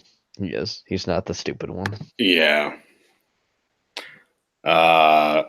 They're making a movie. He's producing it like he did. He produced Warcraft. World of Warcraft. That was directed by David Bowie's son. Yeah, that's true. And he's actually the same guy who made Moon. Have you ever seen that movie? No, I have not. With Sam Rockwell. Moon is a great film. It's about a guy on the moon, and he's all by himself, but there's multiples of him. Oof. It's fucking great. Sadler is a good actor. That's right. The Grudge was great. I didn't have a problem with the first Grudge, and I like, what is it called? Ju-on? Yeah, Ju-on. Yeah. I prefer the original Japanese ones, but the first Grudge had that dark aspect to it like the other ones, and then I think there's 3 more American remakes after that. Yeah, something like that. I think the third one tried to get its act together, but overall it kind of failed, but the beginning of it is pretty good. Ho-Chi the Earless, Quiet Nationalism, Groomed sends a link. What is this? Groomed. Is this porn? Porn nationalism. Clash of Clans being rated by. I see thieves like posting anime joke memes and Cox Discord. Oh, it's a song. Yeah, this is good shit. Groomed. I would probably normally listen to this.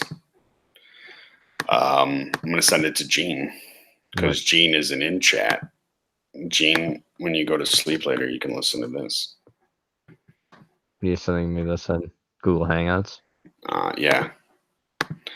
Google chat. Side chat. Yeah, okay, you saw. Sam Raimi produced the Poltergeist remake. Oof.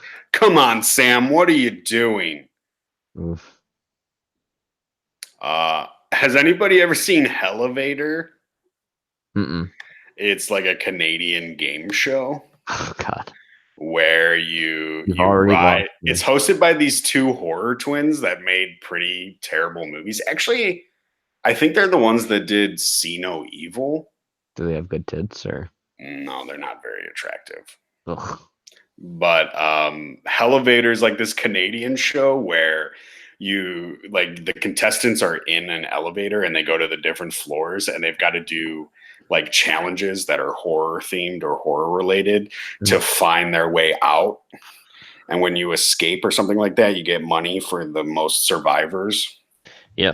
0 out of 10, no good tits. They're not wrong. You're not wrong, John. Strog says Gene is too good for chat like Esau. No, I'm listening to you guys. It's just his chat doesn't load. Yeah. For some reason. I don't know why it doesn't. Yeah. For everything else, it does, but not for this. So sorry, guys. Sam Raimi owns Ghost House. They make all those shitty Nip remakes. They do, they. I didn't know he owned Ghost House. Oof. Damn it, Sam. What are you doing? I mean, it's always hard because, you know, we like Sam Raimi. And he does put out good shit. But then, I mean, I guess when you get to the size of, you know, not everything can be Evil Not Dead. everything can be Spider-Man 3. I mean. Groom Sweetie says, pirate that shit. It's a great episode from a great flick. Talking about Quiden. Oh, Groom? Yeah. I mean, you can I think find we it talked about on that YouTube. last time Sweets was on. Yeah, we talked about it for horror anthologies too when we were talking about other Asian things as well. horror. Yes. Today's anthologies. It is time to land the plane. All right, folks. We're bringing this beast down with a van. Yeah. We appreciate everybody coming out tonight. Thank you. We appreciate all your input. Gene, we're doing cut and print on Friday. We are doing cut and print on Friday, and I will be doing Gallery of the Unknown on Saturday, but tomorrow will be Banner Rants, where I forget what the topic is already. Banner Rants tomorrow. Cut and print, we're going to be talking about all things Arnold Schwarzenegger. That is correct. All things Arnold Schwarzenegger on Friday at 9 p.m. for cut and print. Banner Rants tomorrow with Gene, Esau, Cog, and Zach at, what do you guys go at? 8 p.m. East. Yep. Yeah. And Gallery of the Unknown on Saturday at 9. Is that your guys? At 9. Yep. On Gene's channel. Yep. It's about black-eyed children. Yes. Black-eyed children. What are you guys talking about on Banter Rants? You guys usually save it, right? Surprise everybody. Yeah, I forgot what it's about. If I remember, I'll remember. And I'll tell other people. Sure. Okay, chat. Thank you all for coming out. Bye, guys. See you guys. Peace.